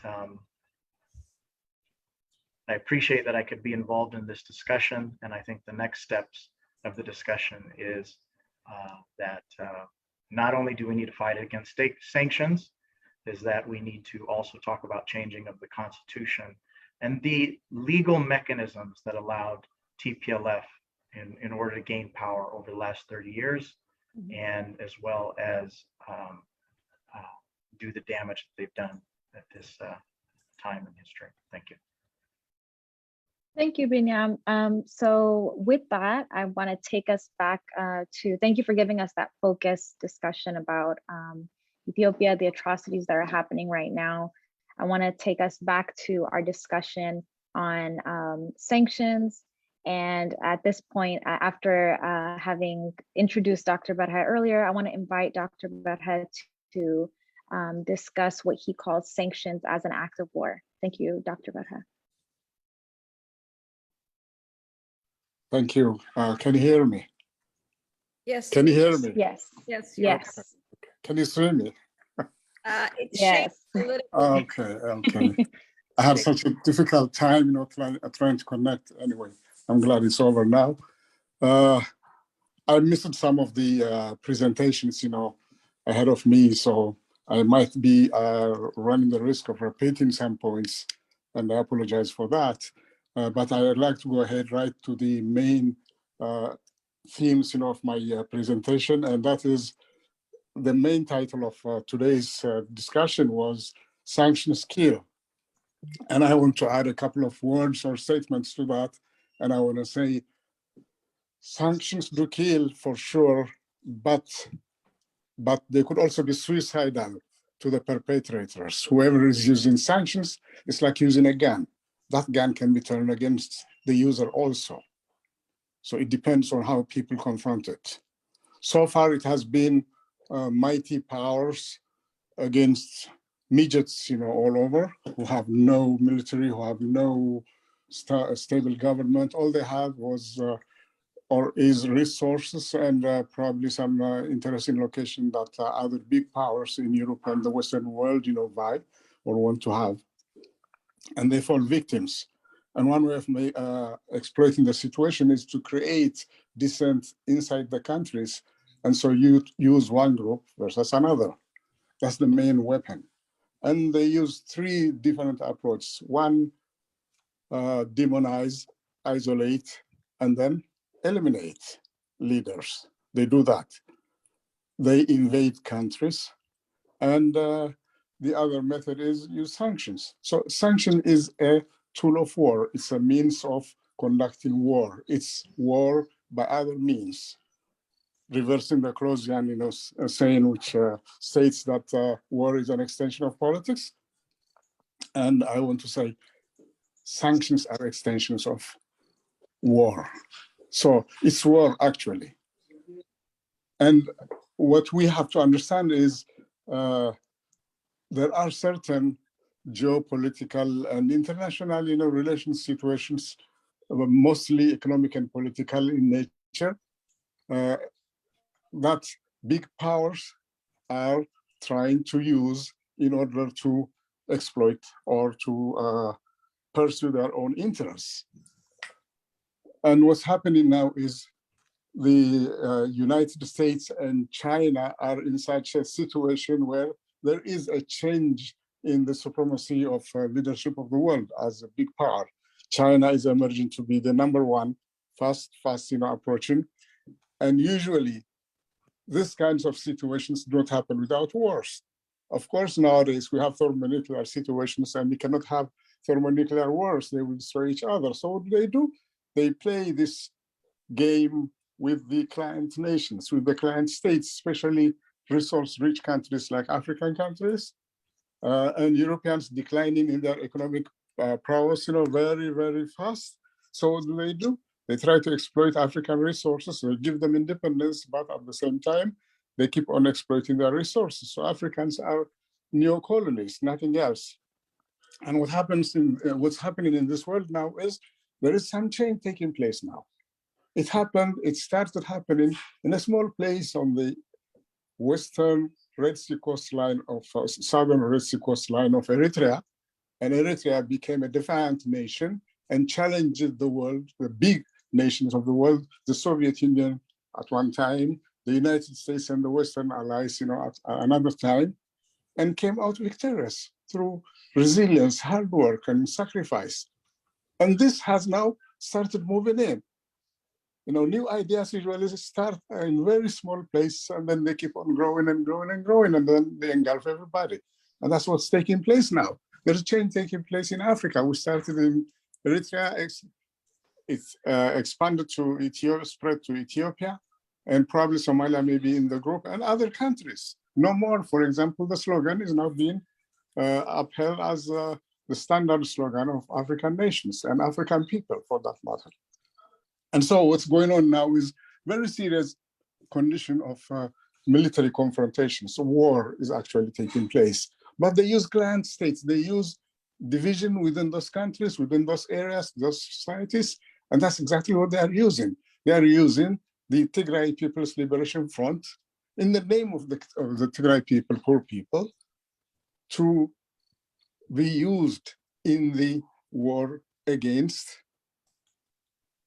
the Ethiopian people, the Eritrean people, the African people in general. So what's taking place now is a confrontation between big powers, China and the United States, and probably the European former colonial countries United States and its Western allies versus China. China now is being dubbed as the top country in the world, the most powerful country in the world. And so no wonder that is being challenged, but it's also using its economic advantage, its different approach in terms of national development issues, governance, and things like that, and it's taking over fast in Africa. It's not the companies that are simply taking products and doing away with them, but it's the country, the Chinese government going into Africa, building roads, infrastructure, and all that, and developing the continent. And this is going to create an alliance with the countries, emerging countries, with the rich resource countries, but not fully industrialized. And so, in fact, yesterday, I read in the news that the Nicaraguan government in Central America has actually recognized the People's Republic of China. Up to now, it was supporting Taiwan. And that's a big shift. And that means, they will be building a canal, they will be doing this and that.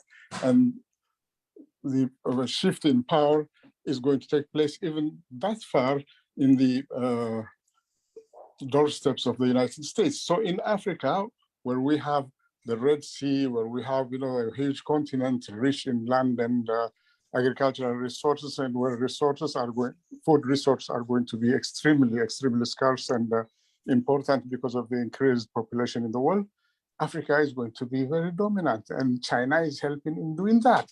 And instead of competing in this regard, in a holy way, in a good way, the United States and the other European countries are trying to use sanctions, destructive, introducing, restrictions of food, everything that these countries need, everything that the African countries need. They are using a negative approach, and it's going to work against them. Eventually, sanctions, not only that they don't work, not that they are suicidal, but they also help the enemy. They help the enemy. It's like giving your gun to the enemy and tell him, shoot me. It's not even suicidal at that stage. And so what's happening is the United States, by following these foolish steps that they call sanctions, intimidating countries and governments and all that, and peoples, they are relinquishing their position in the world. So it's not good for the American people also. It's not good for the American government or country also. It's not good for anybody. Eventually, although there is some suffering involved, African countries are going to benefit from it. I would like to mention a little bit about the Eritrean experience and how Eritrea managed to confront the mighty nations that were supporting the Ethiopian government during the War of Liberation. And later on, after independence, confronted the Tplf-led government for almost 20 years now, under one of the most severe kind of sanctions. We couldn't even transfer money here for family support. Could you believe it? We had so much difficulty. Forget the government that was trying to buy armaments. No, they couldn't do that. Or any kind of imports, they couldn't do that. Why? Because somebody said, this country is supporting this and that group, and all lies, Now we have seen how lies, are also a common way of life, in this political world, especially in the West. They were used against Eritrea 20 years ago, 25 years ago. And so what did the Eritreans do? The Eritrean government solidified the people. The people also stood behind their government, supported their government all the way. And they made so much sacrifice, even if it meant, living under conditions that were full of deprivation, material deprivation, and what have you. They knew that if they resist this, their resilience won them independence, and that now it also is going to help them keep their independence. And that's what they did. And that's what the Ethiopian people and other people who would like to fight sanctions have to learn. The people have to be united with the government. There may be so many things, that may not be attractive, at that time, but that's not the time to fight them. Think about the war. When the United States was fighting a war for 5-6 years, during the Second World War, did people think about anything? No, the war was the most dominant thing. And when the war came to an end, then people started, taking, various things in life seriously and getting married, having families and all that. But during the wartime, the war was the most dominant thing in their life. And so this is what people in the African continent should know, and especially in Ethiopia should understand. When it comes to survival as a nation, they have to stand together. They have to suffer probably so many unpleasant things in life, such as, not having adequate food, not having this, and material things, basically. But the moral satisfaction they get in terms of winning in the end is going to be paying off in the end. And that's what I recommend, to my Ethiopian brothers and sisters. This time will pass, and you will feel so proud about it. And the nation that emerges after this ordeal is going to be very, very powerful. Ethiopia is on its way to becoming a great nation. It's a great nation, but it's on its way to becoming a far more greater nation. And in alliance with people like the Eritrean people, the Somalis, and its neighbors, the region is going to dominate Africa in terms of positive leadership and example, setting an example. And Africa is going to lead the world. Europe is going to be a third world, continent. Thank you.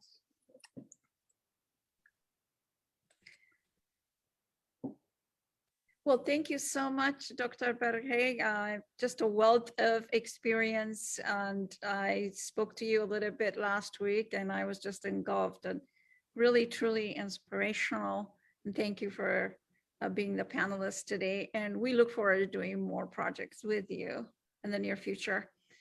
We now are moving to our Q&A section. Make sure everybody posts their questions on the chat. That's the only way we'll be able to accept your questions. Here to moderate that is Dina Asfa and Elias Amara.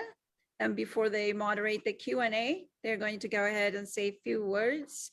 I'm just going to go ahead and introduce Dina Asfa, who's also a co-host with me. She's completing her doctorate in anthropology at the University of Pennsylvania. Her research focuses on medical practices and mutual aid pioneering in the Nakba trenches of Ertra during Ertra's liberation struggle, 1961 to 1991, and how those social practices continue to inform the contemporary framework of Ertran sovereignty. She will briefly discuss how sanctions are understood and utilized from an academic standpoint before she goes to her Q&A moderating. Alongside her is Mr. Elias Amara. He's been very helpful getting this webinar together. Elias Amara is an Ethiopian American independent journalist, researcher, and organizer, and a longtime peace and justice activist living in San Francisco Bay Area. He also is a chief editor and producer at the Horn of Africa TV. You can find his work at Elias Amara on Twitter. He will briefly discuss the trans sanctions from 2009 to 2018, and they will both transition to our Q&A session, and I welcome them both. Thank you. Thank you, Asqual. So like Asqual said, I'm going to be giving some brief comments. I just want to say or reiterate, Asqual mentioned that I'm an anthropologist, and what that means is that I study the social world. That encompasses a lot of things, but one of the things that I do as an anthropologist is study the ways that policies affect ordinary people in their everyday lives. So there has been some academic research on sanctions, what they represent, and the specific ways that they harm people, the most vulnerable people of a society. So in the interest of time, I will talk specifically about one study.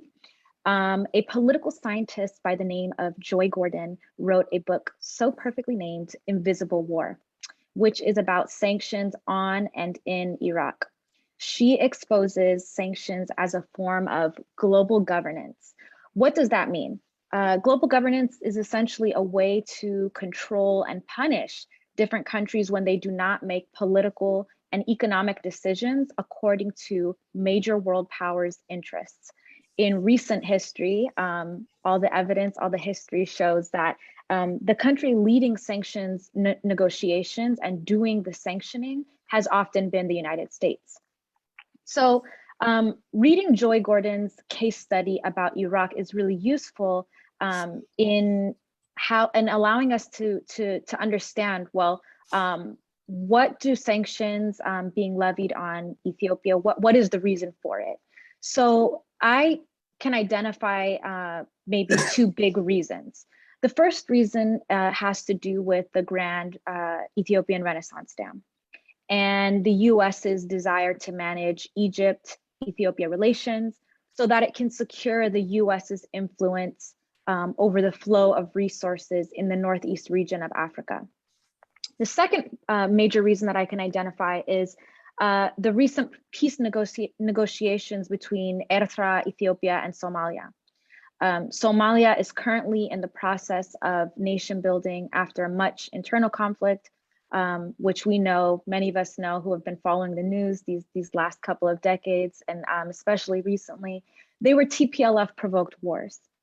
So I want to emphasize, though, in my brief points today, that the importance of regional cooperation between Ethiopia and Ertra is a major source of, sort of manufactured crisis right now in the Horn.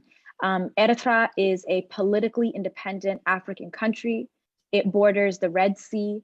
It's a geostrategic location that connects to the Arab world and through the Bab el-Mandeb Strait to the Indian Ocean. And Ertra does not govern based on directives from the West, United States or otherwise. Ertra governs according to its own political economic vision, and that vision centers on self-reliance of the people and self-reliance when it comes to sustainable development for our future. This guiding principle of self-reliance is not something that the West wants to spread to other African countries. Some of you may be wondering, why is that? Well, that would mean that Africans would have political consciousness. We would know our histories of being colonized, of being exploited. And it's also not about history, but it's also about exploitation that's happening right now. And so ultimately, this self-reliance means that Africans we would be removing ourselves from the shackles of foreign aid dependency. And this, in fact, is the very reason why Ertra was recently slammed with unilateral, illegal economic sanctions by the US government. With that being said, I want to pass the baton to my dear comrade, Bitzai Elias Amare, who's going to talk some more about the consequences of charting the path to self-reliance through a discussion of sanctions on Ertra.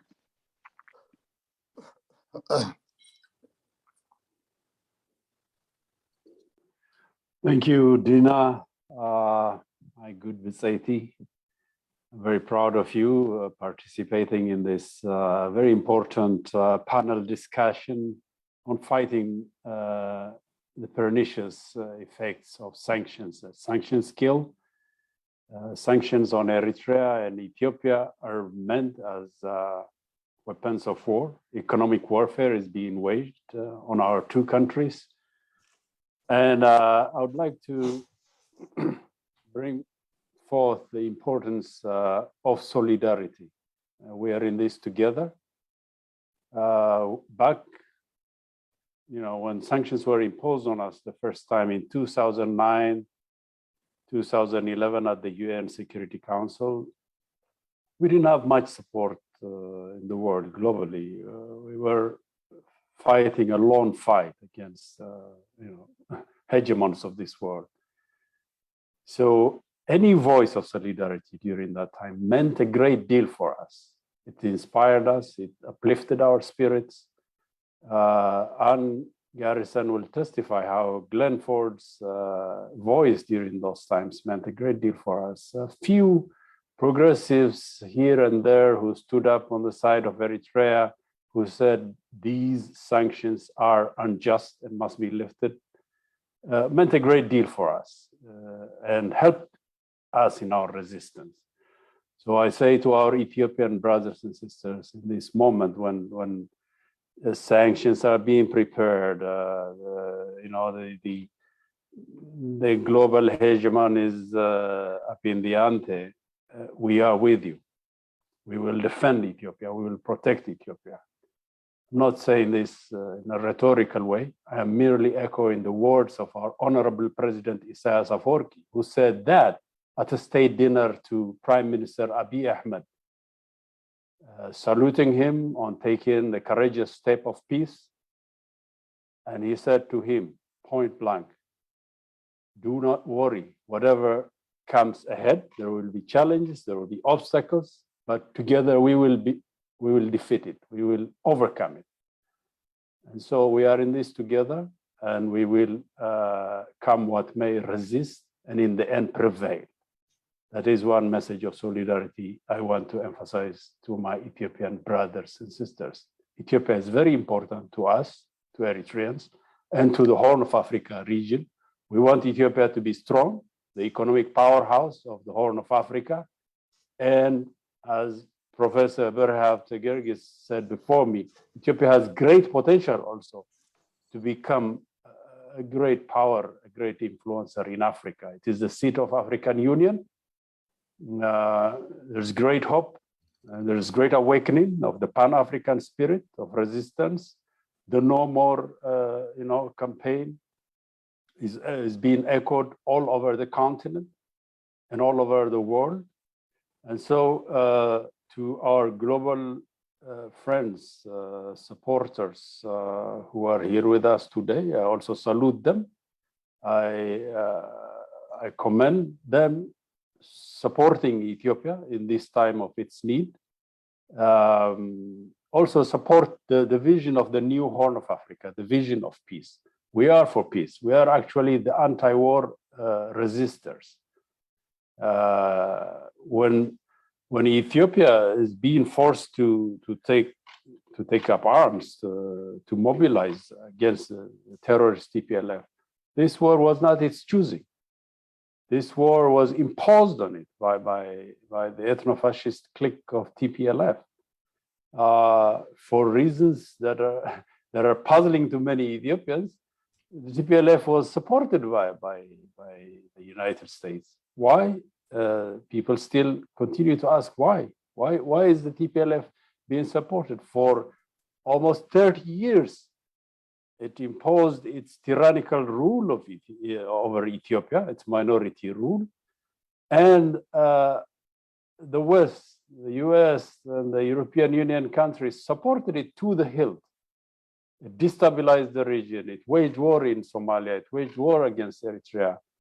And when all this failed, when Eritrea resisted fiercely, sanctions were imposed on it in 2009.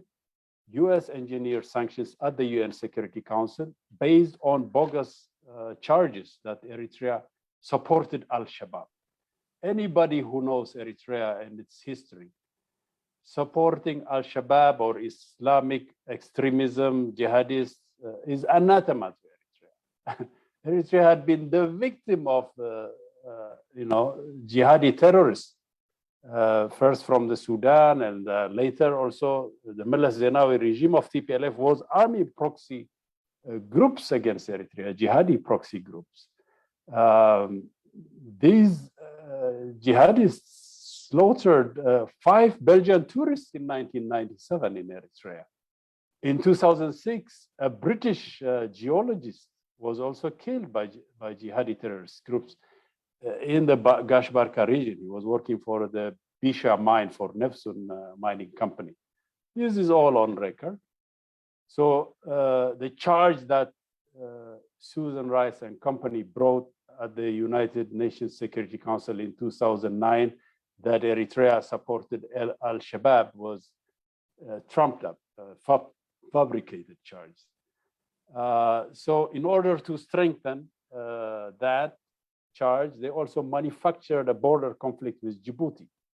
And based on this, they imposed sanctions on Eritrea in 2009 and also further in 2011. Unfortunately for Eritrea, African countries were also used as proxies in bringing these bogus charges. Say Kenya, the Ethiopian regime, Somalia at that time, Djibouti, and the African Union Peace and Security Council. But every year, it was becoming evident that the charge that Eritrea supported Al-Shabaab was unfounded. It was completely false. Eventually, everybody said that, this is untrue. The manufactured border with Djibouti was being handled by Qatari mediation. And so eventually in 2018, when peace was finally achieved, after the removal of the minority Tplf regime from power and coming to power Prime Minister Abiy Ahmed Ali, after that peace agreement was signed, then and only then were the sanctions lifted in November 2018. So all along, that proves that the charges that Eritrea supported Al-Shabaab, that Eritrea, the border conflict with Djibouti, were just spurious false allegations, lies to manufacture economic warfare on Eritrea. During those 8 years of sanctions, Eritrea suffered. Yes, I'm not going to go into detail. We suffered. Was hardships, but what got us through was that we all realized the entire population mobilized and said, we are in this together. We will ration fuel if we must. We will eat 1 meal a day instead of 3 meals a day if we must. We will not cut off social spending on education, on health programs.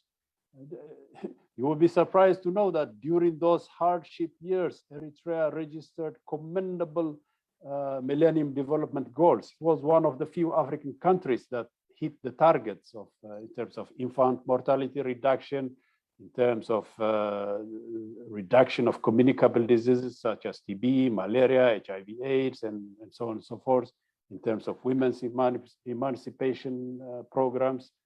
The Millennium Development Goals that Eritrea achieved were not propaganda. The UN itself admits this.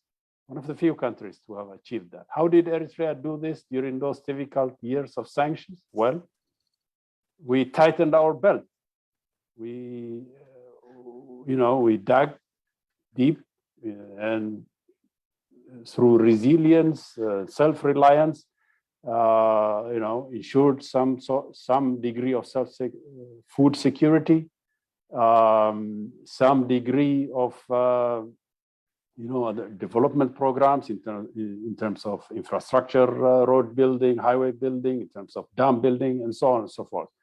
So in a way, sanctions can also have the silver lining in the cloud, beneficial side effects that you may not imagine initially. So this coming period also may be actually good for Ethiopia. Ethiopia can wean itself off the dependency on food aid. Kick USAID out of Ethiopia. USAID is, as Professor Francis Boyle, whom Anne Garrison interviewed, an international law expert, he called USAID as a front organization of the CIA. It doesn't provide any development aid. So Ethiopia can become self-reliant. Huge potentials can be galvanized. Ethiopia can provide food not only for itself, but for the entire Horn of Africa region, if used properly. So I say, do not be afraid. They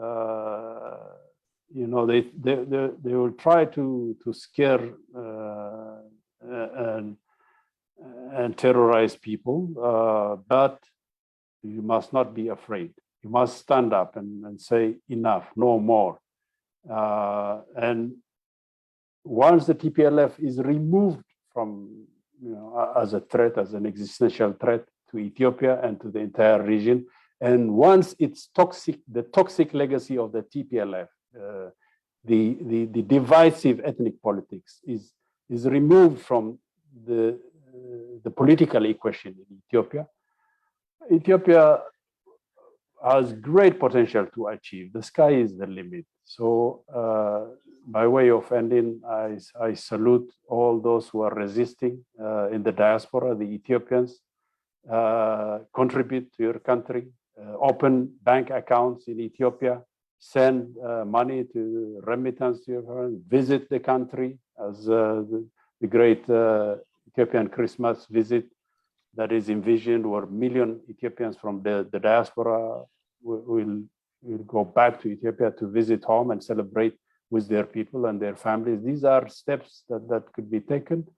And again, I reiterate, we are in this together. We are with you. I speak for many Eritreans when I say we will protect and defend Ethiopia. This is not mere boasting. It is words that have been shown in action in recent times. We will be there with you. We have been there in the past year in the fight against Tplf. We are not ashamed to say that. I'm sure Ethiopia can handle it now. The end is in sight. In a few weeks' time, the Tplf will be removed once and for all. And finally, Tigray will be liberated from this ethno-fascist kleptocracy. And then tighten the belt for whatever may come. Sanctions are economic warfare, so be prepared for it. And it will start to get easy by the beginning of next year. Thank you. And with that, I conclude my remarks. Thank you, Bitai Elias. So before we go ahead and move on to taking up some of these really great questions that people have submitted, Asqual is actually going to introduce a special guest who is joining us. Thank you, Dina. Yes, and I want to thank both of you for your comments, Dina, Asfal, and Elias Amara. These were really touching words, and we look forward to collectively joining hands in the struggle fighting sanctions. With that, we have Dr. Sanait Senai from Ethiopia, the Genocide Prevention in Ethiopia. Dr. Sanait is a biosecurity researcher. She specializes in both slow and rapid onset natural and man-made disaster risk modeling and prediction. She has in the past worked with the UN agency and has consistently volunteered for human rights causes. She's a co-founder and director of Genocide Prevention in Ethiopia, GPE initiative that is recently established to raise awareness regarding the alarming rampant ethnic-based atrocities in Ethiopia. And she's actively engaged in that, and we welcome her. So go ahead, Dr. Sanait, are you there? Yes, thank you very much, Asqual, and the entire team for organizing this excellent event. Just to really quickly give a brief background, very in one sentence regarding GPE. Obviously, Benyam has given a really good background on what the ethnic system is like. We first and foremost focus on local solutions, but also, providing ally countries the understanding of the very disturbingly ethnically charged political system that is put in place in Ethiopia back in 1991 when the Tplf and OLF-led coalition took power in Ethiopia. Now, we truly believe that prioritizing and getting out of the war situation is important, but at the same time, just like the other previous speakers discussed, it is important to have local solutions and work through injustices and really, like Deacon Joseph said, saying never again and internally solving problems would actually close, a nation from external pressures. So basically, GPE believes as much as it is important to say no more to the foreign interference, it is equally important to say never again to systemic injustices. With that, I would like to start by thanking the organizers for holding this excellent event that really highlights the depth and the complexity of the challenges Ethiopia is facing and how external pressure is making it difficult to work through them. I also would like to thank all the speakers for their insightful presentations. Well, most of you have already discussed the ill sides of sanction. Thank you for giving me the opportunity to speak about what I believe is a very important topic. As you have all perfectly highlighted, one way or the other, when external forces use tools like sanction to pressure any nation into any particular corner, rather than achieving the desired outcome, it's usually the citizens of that nation that suffer the most. And frankly, those who impose sanctions end up working against their own interests, and often the sanctions affect the very public it's meant to protect, well, if that was the intention. So this pushes the public to have a very negative outlook towards the supposed allies. It also creates a people-to-people rift, despite the truth that generally the public never has any ill intention to any other nation's public. I mean, such sentiments are usually cultivated for political means. And we've seen this during the Cold War era and other wars in past, cross-border conflicts and internal conflicts as well. So, but the angle I would like to discuss today is a bit different. We all know democracy can only be maintained by a constant engagement and follow-up of the citizenry, let alone countries that are, just coming to grips with handling dictatorship. Even countries in the West that has been practicing acceptable level of people's rule have been co-opted by corrupt corporate entities. So this usually happens either due to apathy or in cases of countries that have to struggle with external pressure, like heavy sanctions, people prioritize their sovereignty and survival over the type of rule they follow. So therefore, sanctions can actually be a tool that allows states to consolidate power. This has been shown time and again. I'll give a very quick example of an issue that is close to our hearts at the GPE.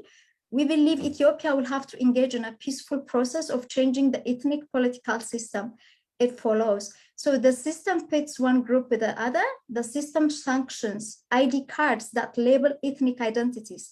This should be a no-no, like in the 21st century.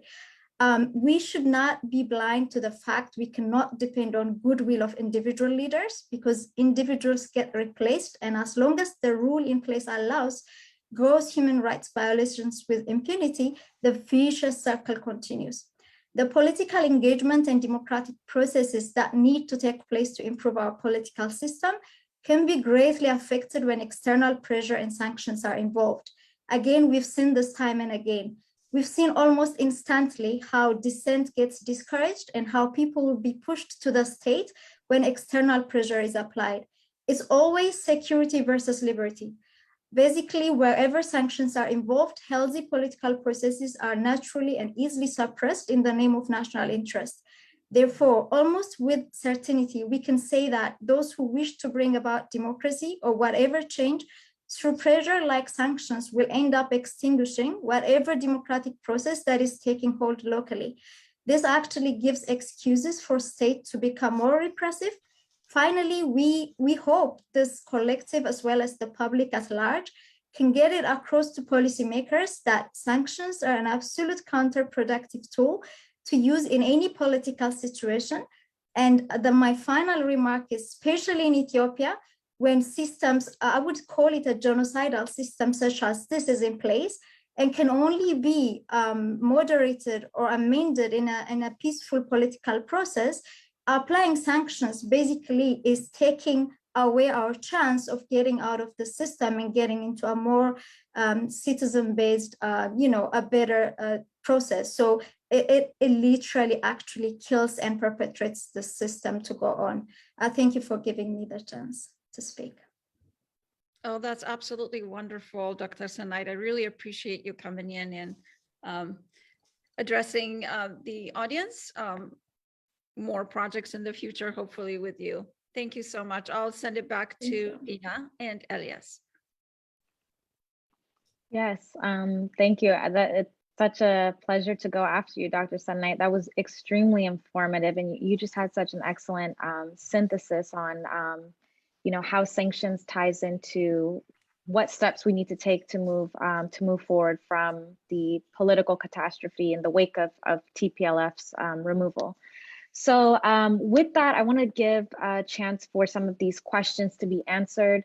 We don't have a ton of time, so I'm going to handpick the questions that maybe will give us the most insights on everything. So my first question is for Dr. Berhe. Dr. Berhe, someone has asked in the Q&A section, the first speaker mentioned something about the Biden using the Global Magnitsky Act on TPLF leaders. How realistic is this expectation? And furthermore, can the US be expected to bring a solution to this TPLF instigated crisis in Ethiopia?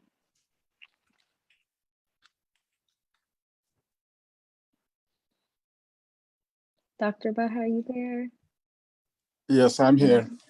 Okay, great. Can you hear me? Yes, I can hear you. Okay. Unfortunately, I was not in at the time, the first speaker was delivering his address. So could you repeat the question again? Sure, and maybe Diakon Yosef can jump in perhaps as well. But yeah, so someone was saying, someone asked about Biden's use of the Global Magnitsky Act on TPLF leaders. How realistic is the expectation of the US bringing a solution to this TPLF instigated crisis in Ethiopia? In my opinion, very unrealistic, because the creator of the present day TPLF, in terms of the line they follow and the ideology that they have, the program they follow, in short, violent suppression of an occupation of people in neighboring countries, suppression of Ethiopian people, and occupation of Eritrea. That was the agenda. Somebody mentioned it in one of the presentations about the Greater Tigray, issue. That was the main reason why we have all these problems in that part of the world now. The Greater Tigray agenda was occupation of Eritrea. Tigray will annex Eritrea, declare a Greater Tigray Republic, and then disband Ethiopia, dismantle it completely. And that was the reason why we have these present-day problems persisting up to now. And that's what the kind of agenda they have even now. So the United States is behind this move, behind this blind kind of political blunder that the TPLF is following. And I cannot expect them to find a solution, absolutely. The best solution that the United States can provide now is to keep its hands off. But unfortunately, a great government misled by people on the side now. Some of them are inside the government cabinet members and so on, but others, former cabinet members in the Obama administration, are the ones who are twisting things. And I believe that American ex-officials and some even in power may be corrupted. There may be a mafia kind of an influence, in the United States. So the first thing the United States should do in the near future is examine its own acts, its own leadership. And Biden has the responsibility to do that. I have a complete belief that he's, an honest man, an upright man, but he's surrounded by people who are no good in terms of foreign policy and the intelligence apparatus pertaining to our region of the world. In other parts, I don't know. But in that regard, all people that are involved and advocating one thing or the other, including the news agencies and what have you, they are all corrupted. Somebody was mentioning, I think had mentioned the money issue, money squandered, stolen by the TPLF, billions of dollars. And some of this money, I think, is being used to finance, the TPLF operations. Thank you. If I could piggyback off of that, if that's okay, Dina, I'd appreciate. I think it's very, very important for us in the diaspora, whether Ethiopian or Eritrean, to make sure to push our leaders in Ethiopia and Eritrea. That means Prime Minister Abiy Ahmed and President Isaias Afwerki, that it has to be, there's no negotiation with TPLF, because the ideology itself, is a means to decimate the Horn of Africa or have full control, one or the other. There's no in between. And this is important because there's lots of narratives. Brad Sherman said it in his talk the other day in CNN, that there needs to be some kind of negotiated settlement. But that negotiated settlement is the best interest of the West. What will happen is an old Roman tactic, talked about this in a few of my other speeches in the past, where they're going to try to use, the Western powers will try to use Tigray as a launching pad or as a springboard to continue the neo-colonialism that the West had been benefiting the last 30 years.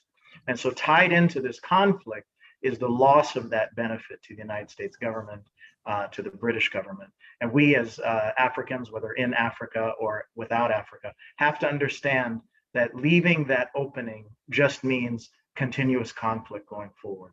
And that's very dangerous. So it's important to be part of the discussion, that we push the various governments that we have influence over in order to essentially say never again, as Dr. Sinai said, and not allow any influence from whether it's TPLF or anybody that builds ideologies around the TPLF agenda and have a chokehold or a springboard, as I like to put it, in order to colonize or reconquer the Horn of Africa. Secondly, with regard to the US government officials that Dr. Berhe Habtegiorgis talked about, frankly, I have no confidence in them. I've been involved in multiple, I can't even count now, where I've been involved as a speaker, in fact, in some of these meetings with the US government officials. And they're actually extremely knowledgeable on the issues, on what's happening, on TPLF. And in some cases, we found that in our investigations, that they actually have TPLF operatives or cadres, as we call them in the Ethiopian culture, working in their offices. So the idea is they understand. Karen Bass understands. Linda Thomas Greenfield, she understands.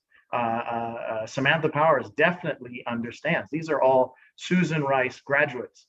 They understand what they're trying to impose on the Horn of Africa, and they play a nice face, a subtle game of, okay, we'll meet with you.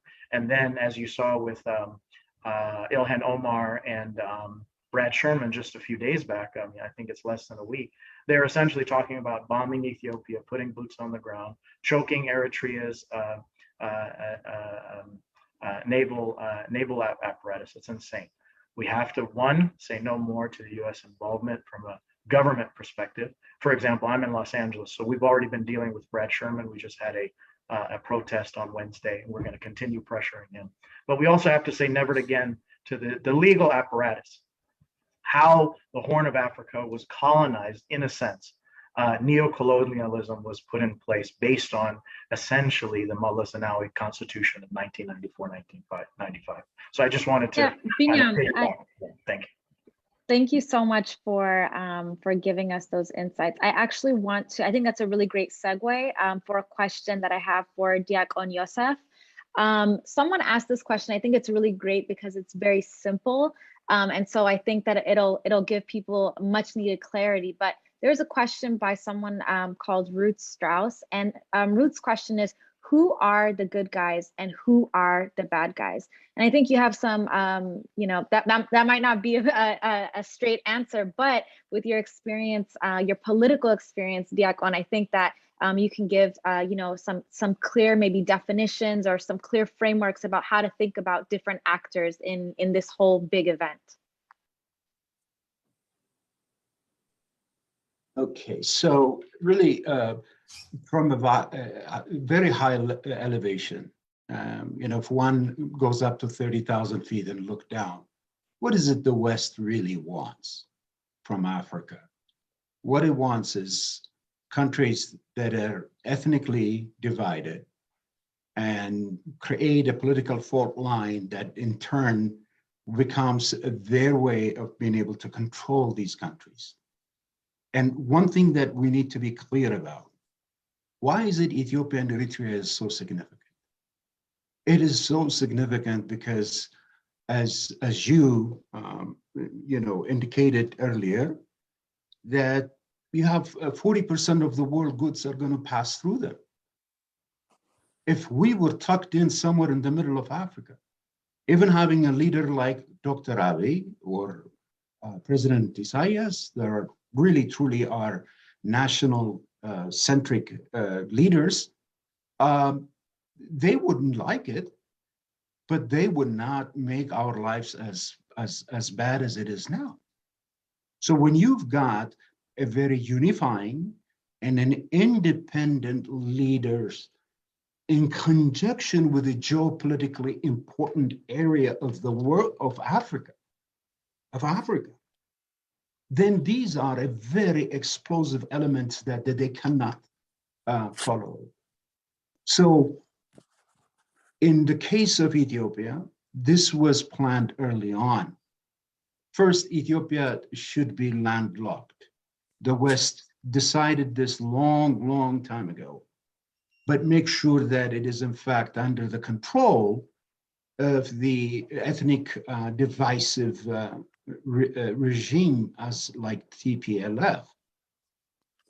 And to their surprise, when they turned their face to Eritrea, they found President Isaias was a very nationalist leader. And he, you know, he especially in having the significance of the Red Sea, they knew that they could not tolerate his independence.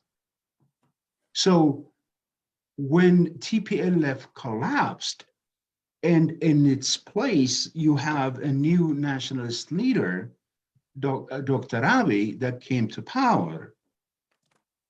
And the fact that the two countries came to realize their strategic interest for peace, prosperity, and security, and that then, in fact, together they can lead the other states of the Horn of Africa to come to some level of confederation, so to speak. An alarm went off. An alarm went off. So to answer the question, that fault line that I described earlier has produced close to about 80 ethnic political parties. But among them is the vanguard of this is Tplf. And then we have the Oromo Liberation Front, and particularly the Shane, who have joined together with them. Those are the bad guys, and just in summary.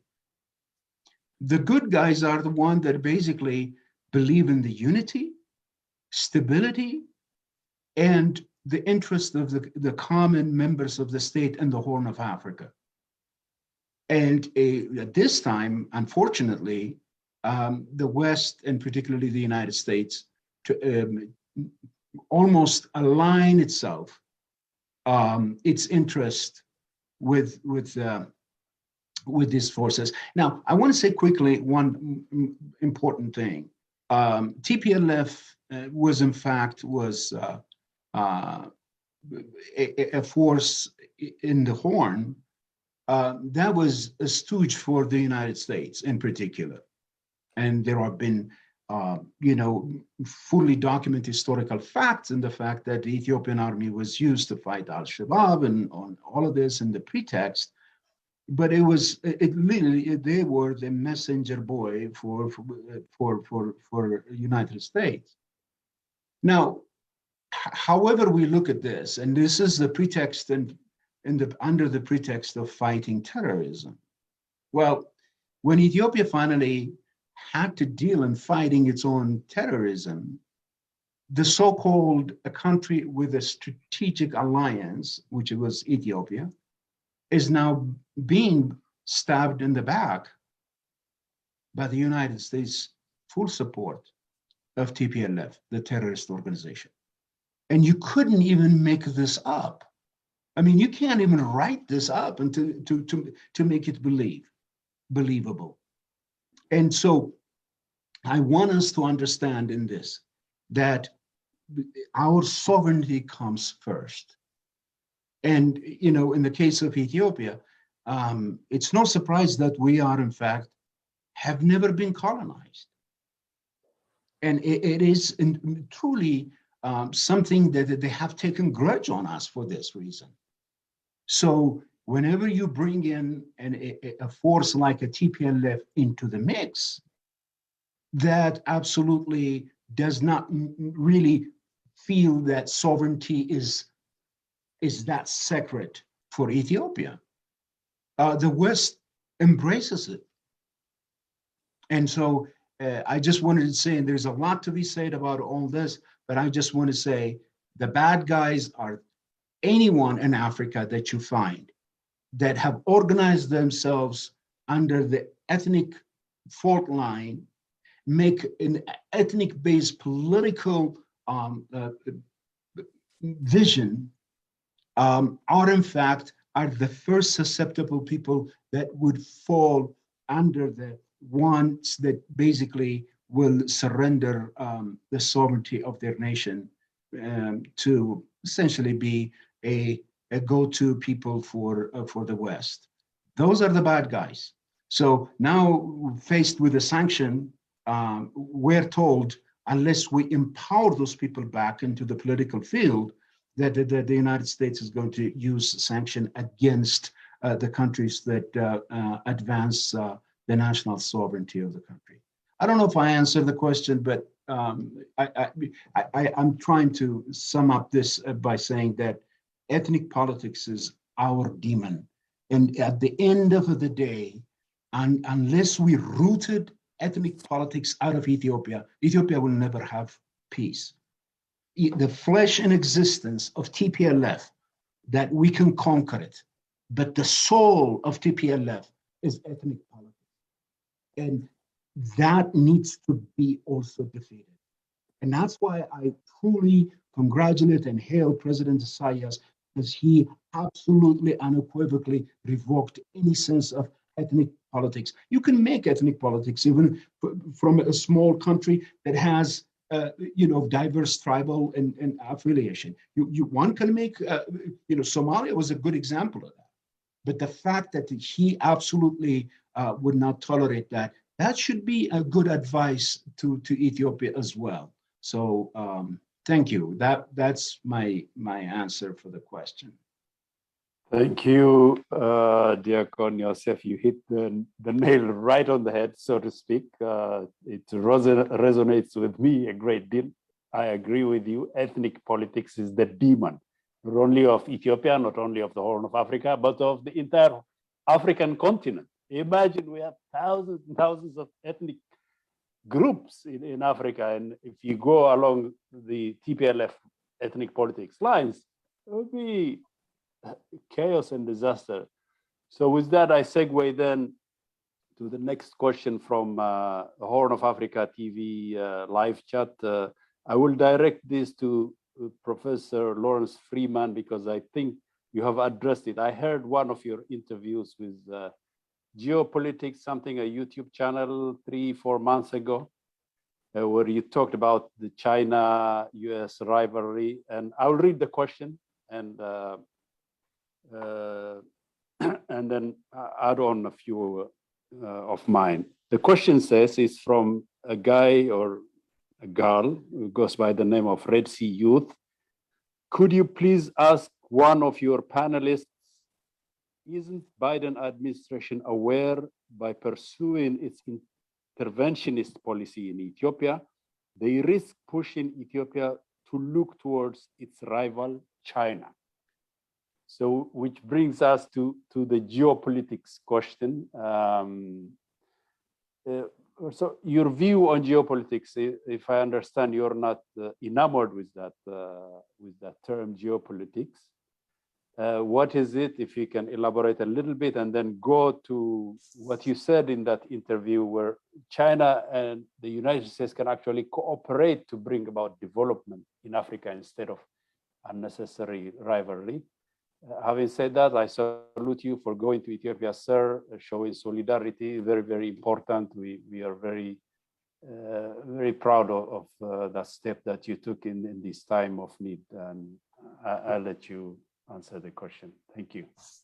Thank you very much. I'll be happy to participate in this discussion. It's been extremely informative. basically what I've been looking at for many, many years and decades of studying this is in Western governments, you do not actually have a homogeneous or monolithic government with a clear purpose. You have various factions and you have changes that go on over the time, over the 230 years of my country.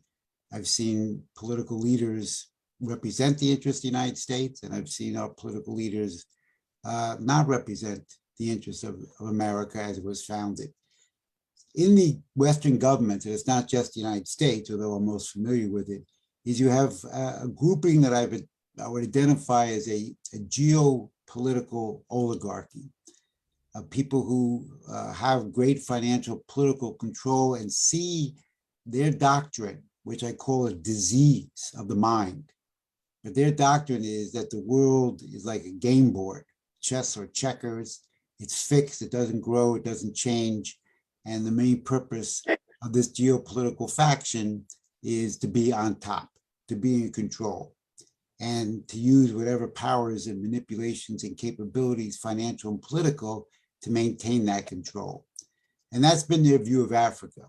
This geopolitical faction does not care about the development of Africa. They, in fact, oppose the development of Africa. They're not interested in raising the standard of living. They're not interested in eliminating poverty and hunger, which I know can be done. They're not interested in that. They're interested in a game against the Africans and using the Africans against others for their domination. And it's correct, as Deacon Joseph said, much of it has to do with East Africa and the Horn, the Gulf of Eden, the Straits in that area, where a great deal of shipping goes through up to the Suez Canal. This is, of course, very important. And that's one of the reasons Djibouti has so many military bases. And that is a part of their political thinking. And they also do not want to see independent leaders.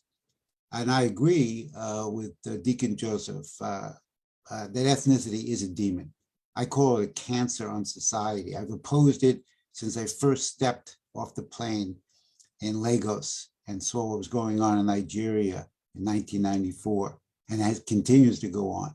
And as you study the history of Africa, you see that ethnicity destroys nations. And the British used it, created it, fostered it. Ethiopia did it to itself after the 1991 overthrow of the Derg. And this will be a tool. And Deacon Joseph is right. Until this is eliminated, Ethiopia will never be a whole nation. We have to, as I said in my lecture a couple of days ago in Addis, we have to have a unified Ethiopia where citizenship of a sovereign nation is primary, not what ethnic group, what biological bloodline you have, what piece of territory you came from. We are all human beings because we're created in the image of the Creator with the potential of creativity. And that's what unites us and makes us human. The problem we have with the Biden administration, and this is my best assessment at the moment, is that President Biden is a long, well-known political figure. I don't believe he wants to have a war. I don't believe he wants to see death and destruction in Ethiopia. I don't think he wants to see regime change. I don't think that's what his outlook is. I don't think that's what his stomach can take.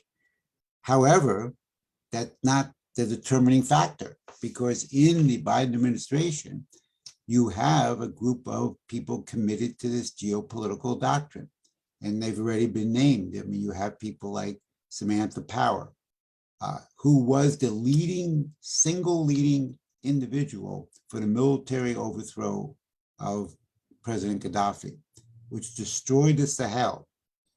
And hundreds of thousands of people have suffered across the Sahel from northeast Nigeria to Burkina Faso, and will continue to suffer probably for years to come. They know what they're doing. They want people in power who they can manipulate, and they want people in power who will carry out and continue their, or at least correspond or work with their geopolitical doctrine. You have people, of course, Susan Rice has a low position in the Biden government because she couldn't really have a high profile one given her track record, but she nevertheless is in the government. And we know the others. Gail Smith, I believe at one point, actually was aligned with the TPLF. And therefore, President Abiy doesn't play that game. And uniting the Horn of Africa with Eritrea and Somalia, that's not part of the geopolitical game. Bringing 6,200 megawatts of power into sub-Saharan Africa, that's not part of geopolitical game. They want to be in control. They want to determine what's going to happen, and they want to pick the people and use them. And ethnicity, even after the defeat of the TPLF, ethnicity has to be eliminated in Ethiopia. I proposed in my speeches in Addis that this crisis could be used as have a positive feature in that it could unite Ethiopia stronger and unite Africa in a stronger sense of their commitment to economic development, because all the people of Ethiopia have a common interest in working together for the future development of Ethiopia. So Biden, even though I don't believe this is what he really wants to do, nevertheless, he could be pulled into it. I warned some people in the Ethiopian government early on not to look favorably upon the Democrats. The liberal Democrats believe that their, quote, democracy and their humanitarian worldview has to be imposed. I think that was discussed earlier. They believe they have the right to impose their form of governance, their ideology, their view on the rest of the world. Anthony Blinken, the Secretary of State, I think is very dangerous. He's made comments way before, early on in the conflict, as has been pointed out, he claimed there was ethnic cleansing and genocide and rape as a weapon. None of that has been proven. The UN has not chosen to use those words in their report. He's going to try to pull Biden with the support of others and a fairly uneducated and uninformed Congress, as well as an uninformed population, that we have to intervene. There's a humanitarian crisis. Mm-hmm. I've been discussing when I was in Addis, and I don't know if the government really understands this, just to be frank with you, but as military victories, as the ground force improves for the government, that the geopolitical faction may increase their desire for destabilization. I could envision, I'm not predicting, but I could envision that as the EDF forces push closer towards Mekelle, that some people start saying, like Samantha Power said in her tweet, I think a couple of days ago, there's a humanitarian crisis. People are dying. People are dying. We have to do it now. We have to go in now. And that's what you got in Libya. And they used the responsibility to protect a doctrine that says this political faction in the world has a right to militarily intervene when they deem that the governments are not protecting their people, i.e. when the government is committing genocide. I'm not predicting that will happen, but these are the ways we have to be thinking about this geopolitics. And, the obvious point is that this doesn't have to happen. Right. That, as I mentioned many times, the United States could change its policy, could work with China, and China and the United States together could say, we are going to help Africa by helping empower them with long-term credits for infrastructure development in energy, roads, rail, water management, et cetera. This could all be done. So there's a common interest for all the great powers and the African nations to collaborate for the development of Africa, which is in the interest of all of humankind. Thank you so much, Dr. Freeman. I want to take a moment to take us back to our other esteemed guest, Ann Garrison. And you are a professional journalist and thus a professional, deep researcher. And we are so grateful to you in the Eritrean community, in the Ethiopian community, for being so committed to this, this process, which is very serious, this process of research, this process of aggregating data and evidence to tell a coherent narrative about what is actually happening. So with that, I want to ask you, how has, just given your experience, you talked about, you mentioned Rwanda and sanctions and sort of fake sanctions and those kinds of things. So with this claim of genocide, which you talked about as specifically being used to trigger a military response, I really like that connection that you drew out for us. So I want to ask you, how has the mediascape changed with relationship to how evidence is used to make asinine, unevidenced claims like genocide? And how are your thoughts on how we as the masses can take control of this narrative when it comes to corporate owned?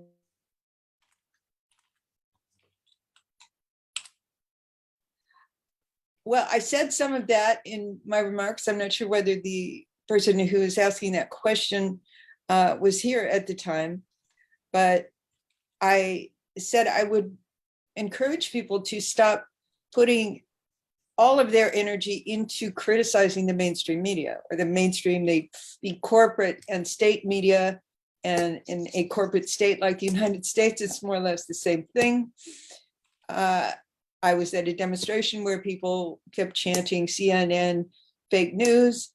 I am repeating myself here, but I would like to encourage you to pay attention to the independent media. I gave some examples.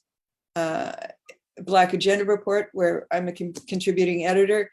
It may seem odd, but I'm the one white contributing editor because of the amount of time that I've been willing to commit to understanding Africa, and most particularly what the US gets up to in Africa.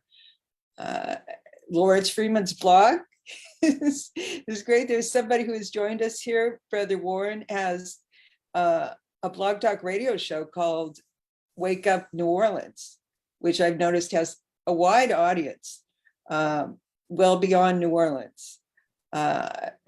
The Gray Zone is probably the most important investigative outlet we have now. Mint Press News is also an important investigative outlet and journal of opinion. Consortium News. I produce radio for Pacifica Radio. And in fact, soon I have to go and voice the narration for a show that we're doing this week. Our national, Pacifica's national show, COVID, Race, and Democracy. I can't endorse Pacifica Radio across the board. It's a very mixed bag. There are stations all over the country. The show I work on is heard in New York, Washington, D.C., Houston, and Los Angeles. And, you know, I'd say I agree with about half the programming. The same is true of another outlet I write for, the Black Star News. I don't agree with everything they say, and it doesn't really have an editorial line. The same thing can be said of Counterpunch, but it doesn't adhere to the talking points of the State Department that are given to us through the corporate and state corporate news. So I said some of the best advice I could give is to turn it off. Just turn it off and encourage other people to turn it off. I have noticed that educated people who tend to be the kind of people Lawrence was talking about, people who have liberal values within the United States, they tend to read the New York Times and the Washington Post and consider that they are well informed. If see, Lawrence is nodding along with me, if they read those two publications. And it's very hard, it's very difficult to challenge them. I mean, I have a lot of well-educated family who feel this way. I say, what are you reading? The New York Post and MSNBC, which is like Democratic cable news. Rachel Maddows, my favorite. Rachel Maddow, but but like I have, as I said earlier, this is changing because young people in Binyam, I think, would probably confirm this, that they prefer web-based media. So if you can, share news from the outlets that I'm talking about, and don't expend all of your energy throwing yourself at CNN because they're a lost cause. Does that help? Yes, thank you. And thank you so Okay. much again, Anne, for reiterating that. I think for a lot of people, I mean, you described yourself, right, as a socialist. And so I think this is a turbulent time for people's personal sort of, journeys of like political consciousness. And so grappling with, how to organize and where to get information and how to do analysis is so important. And you need people to sometimes point you in the right direction. And so, like I said, we're grateful for your work and for making it, simplifying that process of just figuring out what do we need to do next? How can we arm ourselves with the right information? I just thought of something I didn't mention. The search engines that we all use to search the web are important. And I have been turning to DuckDuckGo, not relying simply on the Google search engine.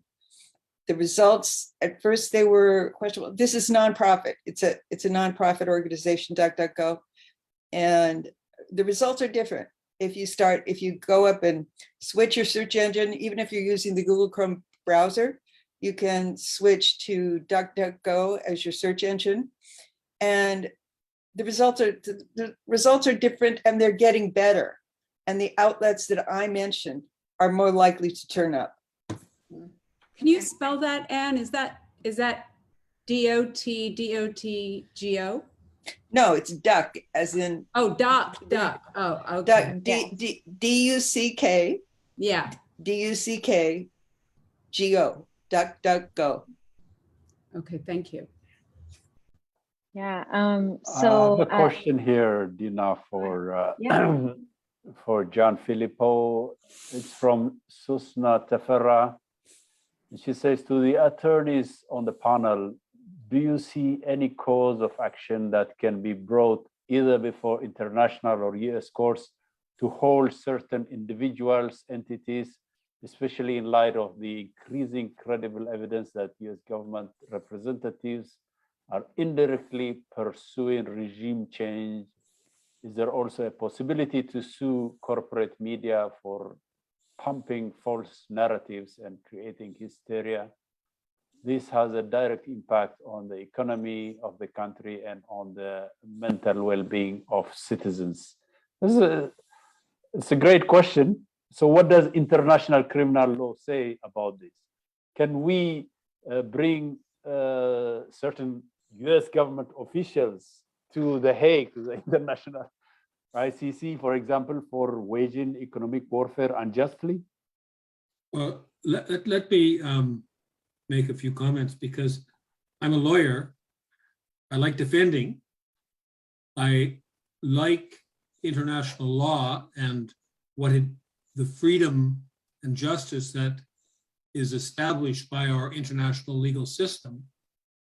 I was very involved in the Rwanda, defending people accused of genocide in Rwanda and trying to fight.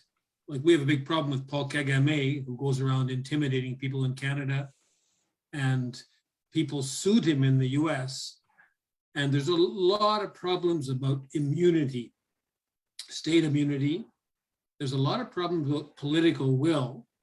There's a lot of problems about cost of suing in a US court.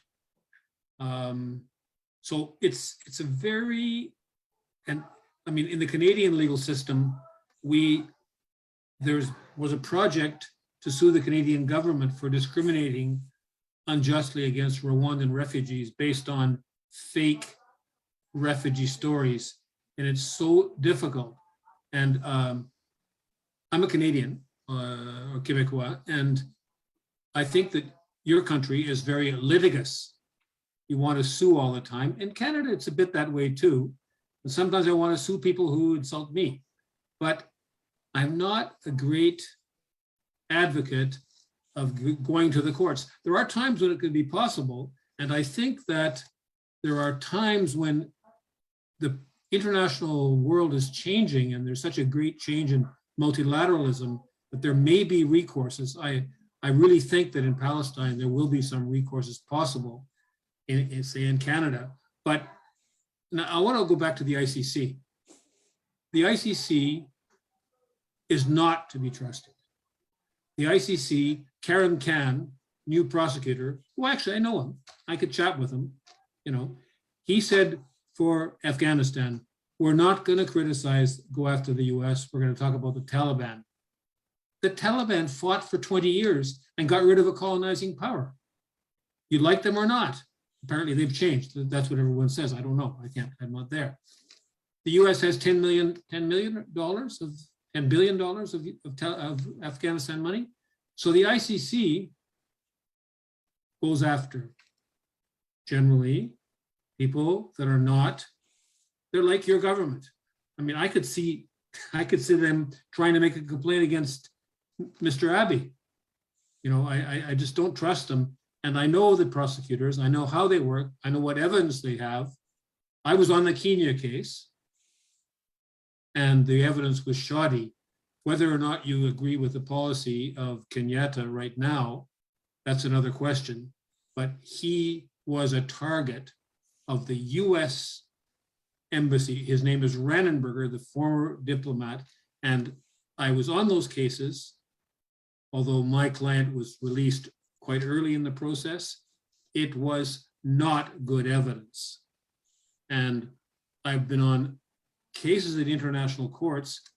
Generally, I mean, there's obvious, most of the time they charge first and then try and get the evidence, invent the evidence afterwards. That's very shocking because in Canada, well, most people who are charged with drinking, driving, or beating or murder, there's usually something there. I'm not saying there's not terrible racist stringing up of people in the US or even in Canada, but the international legal system for prosecution doesn't work. It's not intended to work. And if you ask people, if you know Ramsey Clark, Ramsey worked with us in the ICTR, the Rwandan Tribunal, and he said these cases are just another form of war, just like we said about sanctions earlier. So we should be sanguine about it. We have to use law. We really have to use law. And I'm in favor of using law to advance the case, for example, of your country. But the recourses are not, you're not going to get, Mr. Deacon, the deacon said, I don't see his last name, Deacon Joseph said, no ethnic politics, all right? Let's stop ethnic politics. It comes from the people. That's where it really has to go. And if you know Glenn Ford, because Glenn Ford was one of the four, everything, power to the people, that's where it really comes from. By the way, his book of his writings is available at Black Agenda Report, and it's worth reading. I'm just starting. Thank you. Thank you, John. Thank you. Go ahead, Dina. So we have one final question. Thank you everyone for staying with us. The final question came in, and the question is there, a case study that shows or that you all could discuss that shows a successful strategy or maybe sets of strategies against US sanctions? So I think that question might be good for either John or for the deacon, but if you all could just give us your response, and then we'll go ahead and wrap up for today. Thank you. The deacon or? Yeah, there's another question that came in with it, which is, do change.org and so forth, these kind of platforms, do they really work and are they effective? So go ahead. Go ahead, John. Well, first, I don't know the answer for change.org. Some people think it's a good way to raise things. I don't think they have much power. They don't force anybody. They may be just a way of sounding off. I don't know. I'm not going to make a definitive statement. I think it comes down to politics. With respect to fighting sanctions, Sanctions Kill is going to have a webinar on the 23rd of January at 1 p.m. But Sanctions Kill doesn't have all the answers, by no means. I mean, it's this big push on sanctions is relatively recent, although I'm not in any way saying that the sanctions on Zimbabwe or Cuba or North Korea, which have been strangled by them. A lot of it comes down to self-reliance. And I'm not an economist. I live in Canada. And so I know, for example, that Iran has started to industrialize and getting away from the mono economy based on petrol. I know that I was in Venezuela a month ago, 3 weeks ago, as an observer to the elections. And they have had a lot of problems because they were hooked on oil and they were making a good living on oil. And then when they got cut off and the US cut them off, didn't give them any parts, took away their operations in the US, it became a very big problem. And what they're doing is they have this CLAP program, Comité Local Abastecimiento. It provides food, a basket of food. And someone can correct me, I think they give 5 million families receive that. Don't quote me on the number, please. As Mr. Amari pointed out, when you're under sanctions, you learn to solidarity and unity. So there's no absolute answer, you see, like Zimbabwe, Alina Duhan, and you can find it on the UN, made a report about the terrible effect of sanctions. And Mr. Amwali, who some of you know, who lives in New York, has talked to me or to some people about how they're trying to get around sanctions. Syria, it's really bad. Their money is worthless. The US financed the jihadists. And then when Syria won, or is almost won, they haven't quite won yet. They're still occupied in 3 places, by the US, by Turkey, and by Israel. But they're under sanctions and it's very difficult, and it's overflown into Lebanon, as we see from the headlines, and I read about it a bit. But so I know that the multipolar world will be a way out. I know that trading other currencies and getting off the dollar and getting off SWIFT is another way. These are things which we as observers know. I'm a lawyer and I don't know that much really. I know some things. I can see what the paradigms are. And to people, I mean, really a touching thing. It really hits me hard, this one. Alex Saab was a brilliant and well-to-do businessman who became Venezuelan in 2004 and helped the economy of Venezuela to build houses for 3.5 million people. And on June 12th, 2020, he was traveling to Iran to get medicine, oil, and food for Venezuela. He was one of the geniuses in helping Venezuela bypass sanctions. He was stopped in Cape Verde, detained, taken off the plane. He is a diplomat with diplomatic papers, which were provided on a fake Interpol warrant given the next day. He was tortured, held in dark, separated from his family, and the regional human rights court got him out of jail eventually and ordered him released and pay him an indemnity of $200,000 on March 15th last year. And there's a lot of litigation. He was very well defended. And on the 16th of October, he was sent to the US. And what they wanted to get information on how he's helping bypass sanctions. So this is what we're talking about. I mean, his case is a horrible, horrible thing. I have his book right in front, right behind me. I won't get it because I'll probably knock over my microphone. Can you repeat his name? I mean, yeah, Alex Saab. I'm going to get the book. Hang on, please. Yeah, it sounds interesting. Sorry to interrupt, but since we're talking about tools of fighting sanctions, this might be a resource that our listeners can. Here it is. Saab, And- S-A-A-B, okay. Yeah, Alex Saab.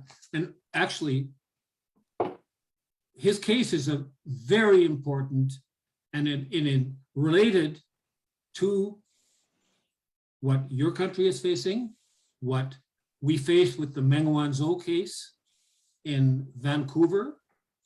And this man his book it's very touching because he's in solidarity with Venezuela and fighting against sanctions. And in Sanctions Kill, we are supporting Alex Saab. And well, I could carry on about this, but the time is flying. It's, what is it, 8? It's 6:15 here in Montreal, 6:15 on the East Coast. And so, see, I don't really know how to fight sanctions, except that countries in their sovereign way learn to do it. I mean, you know the stories about Iran sending oil. The US stopped one freighter, and then last June, I think 3 Iranian oil, what's the term, boats? I can't remember the term. They got to Venezuela, and the US, we were scared they were going to stop them, and they didn't. So this is kind of what, and I'm sure that people from Ethiopia and from the ministry and from the economy in your country are I hope they're getting ready to study this. I'm sure they are. If they are as intelligent and resourceful as the people attending these meetings, they must have a pretty good idea of what they're going to do. Obviously, we have to support them. Thank you. All right, Deacon Yosef, I believe. Yeah, Deacon Yosef. It looks like we're coming to our end, and so I don't come back, and then I just wanted to address some things. Which we've been in this session for 3 hours now, and truly appreciate all the panelists. I learned a lot. I think there are few actionable plans that we can walk away with. Maybe what we should do is get together privately and see how we can be able to come up with actionable platform for our constituents to participate in. We understand the level of sanctions are different every time. Because there's a low-level sanctions to threaten and intimidate, and if it doesn't work, they go to the next level, including embargoes and making even a criminal act for private organizations and individuals to be part of, which I believe John just described. The case of Alex Saab is based on. We don't want, obviously, the relationship to get to that level.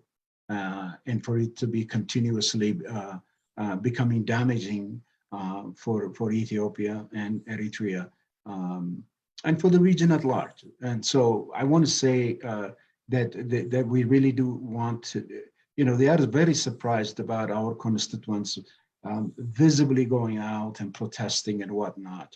If you recall when Iraq war was launched, Iraqi Americans were so intimidated that they did not protest. We didn't see them as we see today, and that's true also for Libya. When their country was bombed back to the Stone Ages, you did not see the protests that Ethiopians and American and Eritreans are doing now. Just let me pause for a second to turn the lights on.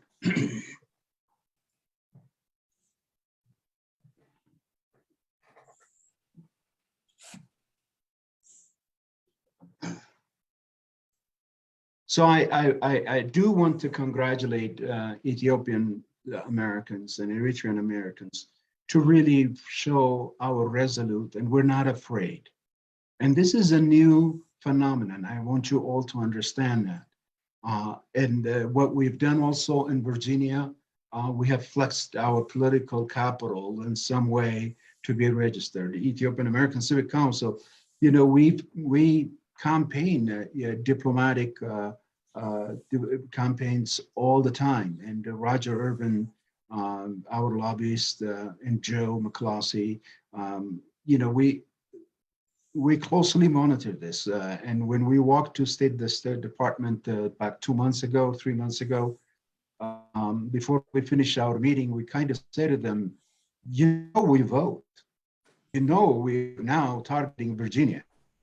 You could lose this, the Senate because we're coming after you in Georgia. And obviously what we saw, and these are very senior people at the State Department, where they were perplexed and they did not anticipate our resolutes in all of these fronts. So this is a good thing. I think we should continue with that. The other thing that I just want to pinpoint is that we're living not in 1991. Somebody need to tell, these policymakers, this is not 1999, when Tplf was enshrined by the United States to take over the federal government. The Soviet Union was collapsing. There were no regional powers. The United States was the sole superpower. And fast forward to the present, things are changed. So much so, you follow the same news as I do. And today we're hearing the fact that China's economic output has surpassed of that of the United States by a tune of $30 trillion. And that regional powers are the shakers and movers of geopolitics. Russia is, back from the dead, and that the Emirates, the Turks, sway a lot of persuasion in so many ways. So I guess the point I'm trying to make is that the United States needs to be careful to how much they want to push this, because the space that they would leave will not remain being vacant. It will not be a vacuum. Some other powers capable will take advantage of it. You can't lose things you never had. So all these competing powers, they didn't have that sway that they had in the region as the United States did. So in this game, at the end of the day, it's United States to lose. So they need to cherish this. We're bound to complete the GERD. We're gonna be a power generating nation. We're gonna align our interest with Eritrea and Somalia. And the epicenter of the region is going to be in these nations. Red Sea control, at least in a meaningful way. If you think one country by itself, you can quarantine it and economically suppress it as they did with Eritrea, would not give them the leverage to have control over the Red Sea. Wait until you see the joint cooperation between these countries, because they are destined. They're people in so many ways, and for most people that don't understand, Ethiopians and Eritreans, we are one people, okay? We happen to have two countries. And this essence, this understanding in the region in whose hand it will fall and whose global interest it may serve, the United States policymaker need to seriously consider and think about whether sanction is a good way for them to get about in making their point.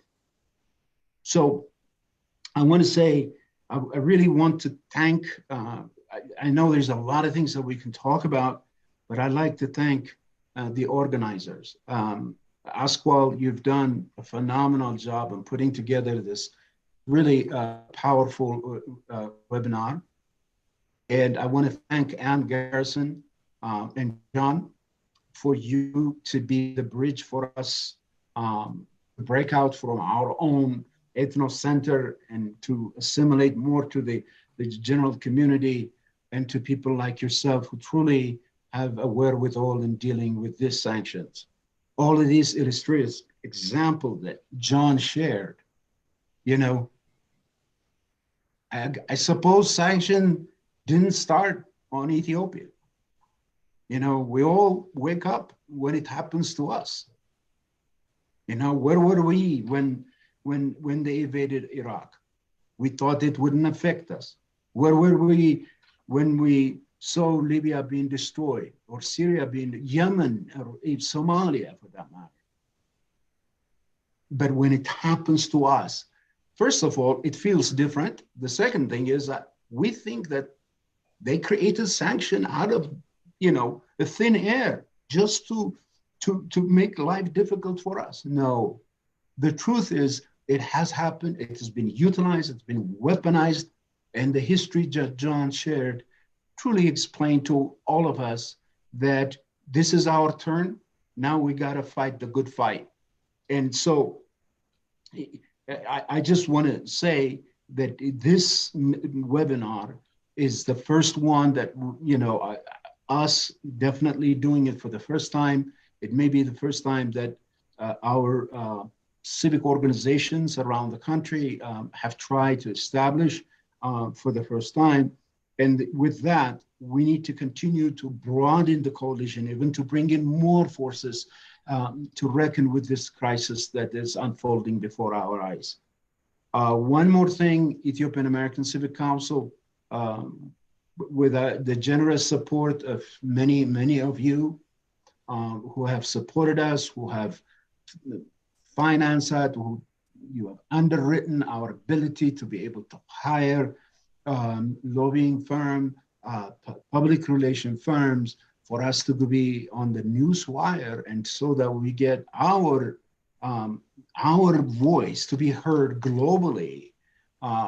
We are now finishing up the year, and I believe in the week December 30, and let me just check the date. We may do it on a Sunday. That would be January 2nd, an annual report of all our work that we have done. And I hope you also join us at that moment. But I want to thank you again. This is a very, very, very important time that we are living. History is unfolding before our eyes. The second Adwa, and for some of you who don't know what Adwa is, please, it's spelled as ADWA. It is a historical battle between Ethiopia and Italy, where we won in a European army and really shattering this indispensable power that the Europeans had on Africa. And I guess we're living again on that battle today. And the exception is that we're not just fighting one country. It looks like a number of countries altogether. So with that, I want to thank you serving this and supporting this, advancing this, not only all our cause, but Africa and the descendant of all Africans around the world. It is in part is actually serving God himself. So I want to thank everyone for coming tonight, and God bless all of you. God bless Ethiopia for with his mercy, as he's always been with us all along. I pray that you also forsake us for this historic battle that we're going through. Thank you, guys. Really appreciate it. Have a good evening. Thank you. Everyone. Thank you, everyone. Thank you. Thank you. We'll follow up. Thanks, everyone. Have a great day. Thank you. Bye-bye. Bye. Thank you, everyone. La lucha continua. Participants, stay on. Salute to all our viewers. Yes. And we will do this again soon. All right. Thank you, Oscar. Thank you. Thanks, I'm everybody. really Good night. appreciate it. Yes. Okay. Bye, Night, good Dr. night. Valenza. Good night. Thank you, John. Much appreciated. Yeah, John. No, I'm impressed by you as a group, you personally and the group. Oh, thank you, John. Much appreciated. God bless you for all the things you do for the voiceless. Yes, thank you. All right. Good night, guys. Thank Okay, you. you're gonna share your YouTube video with everybody. We're Yes. waiting for Yes, that. we will. Then we can study and make it a case study and go forward. Okay, well, And Melissa was supposed to talk to us a little bit about mental health, but we're gonna do another program. You're gonna do another program, Elias, with her as well, right? definitely, we have Yeah. something planned in the pipeline. Yeah, that artwork was really very consistent with what everybody was saying about anti-colonialism and the strengths of traditional, cultural institutions and stuff like that. So I was most excited about getting to the artwork. And then the artwork behind you, Yusak's artwork. Oh, yeah. Yeah. You mean me or? Behind us, Claude, you see? Yeah. See that? So, which also is consistent with the fact that the people who suffer in war and atrocities are always women. Who suffer the most. Great work. Who's the artist? That's my husband. Yeah, he's a really good artist. Awesome. Isak Fine Arts. I'll send you the link. And this is really about, I mean, this piece you can see the tanks behind. I don't know if it's Yeah. clear. Yeah. The light. It's about the Derg, huh? Well, war, so Yeah, the war. The horror of war, yeah. Yeah, and it Guernica. has a shape of Africa. You could see it as a shape of Africa. Oh. That's what I thought, yeah. Yeah, when you zoom in, you could see that basically it's the woman that's carrying the burden of all of it. And her children, she's trying to breastfeed, but there's nothing to breastfeed because it's all dried out. Wow. Here it's I don't know if you can see, but it's all dried out. Everything's dried out because of the war and the tanks. And basically, here are the tanks. The tanks are here burning. They're burning up the mountain. Yeah, I see them now. You're right. Yeah, burning them all up. Like the Tplf is doing, burning everything up. Yeah. And there's the woman. Look at her. Is it oil or acrylic? It's all on. Yeah, it's all on canvas. All right. It's very beautiful. Wow. And on the bottom of it, it says Psalms 150, Mazmura David, 150, and verse 102. It makes you read that. And, David always talks about being abandoned, but the Lord helping him. And so here also the woman is walking. You see it with I see that. Yeah. 2 children, and then the children in the middle is silhouette. You can't see him. There's a children in the front and the back, but the one is gone, as if he doesn't exist anymore. Powerful. It is really powerful piece.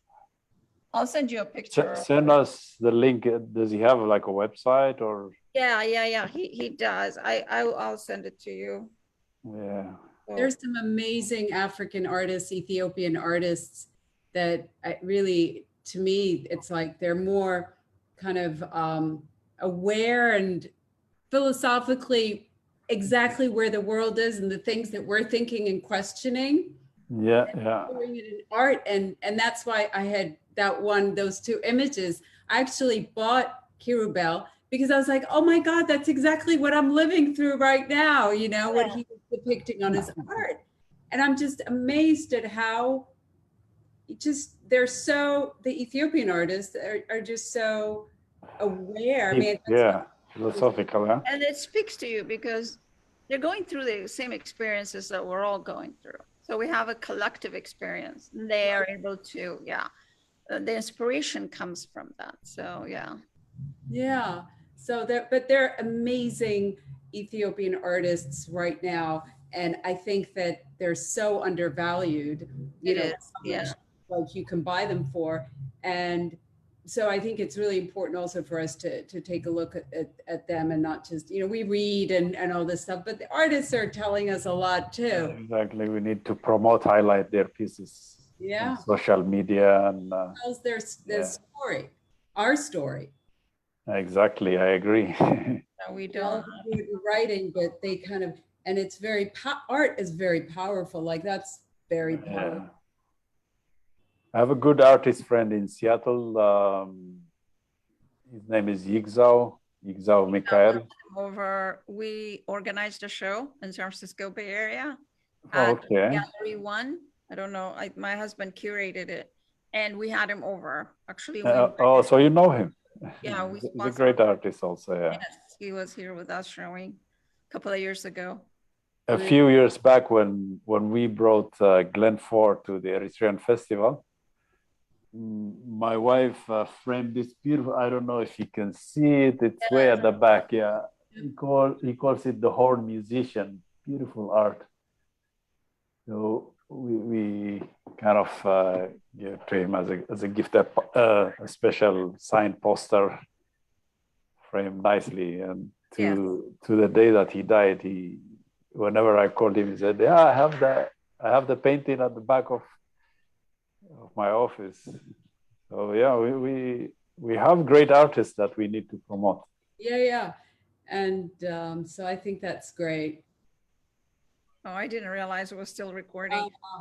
Well, that's good. We're talking about art. It's important. It is important. I didn't know that that this was being aired live on. Oh, it was being aired. You're live now, so I'm gonna stop the live stream and I'm gonna say goodbye, but not a real goodbye. No. Again with Our webmaster did.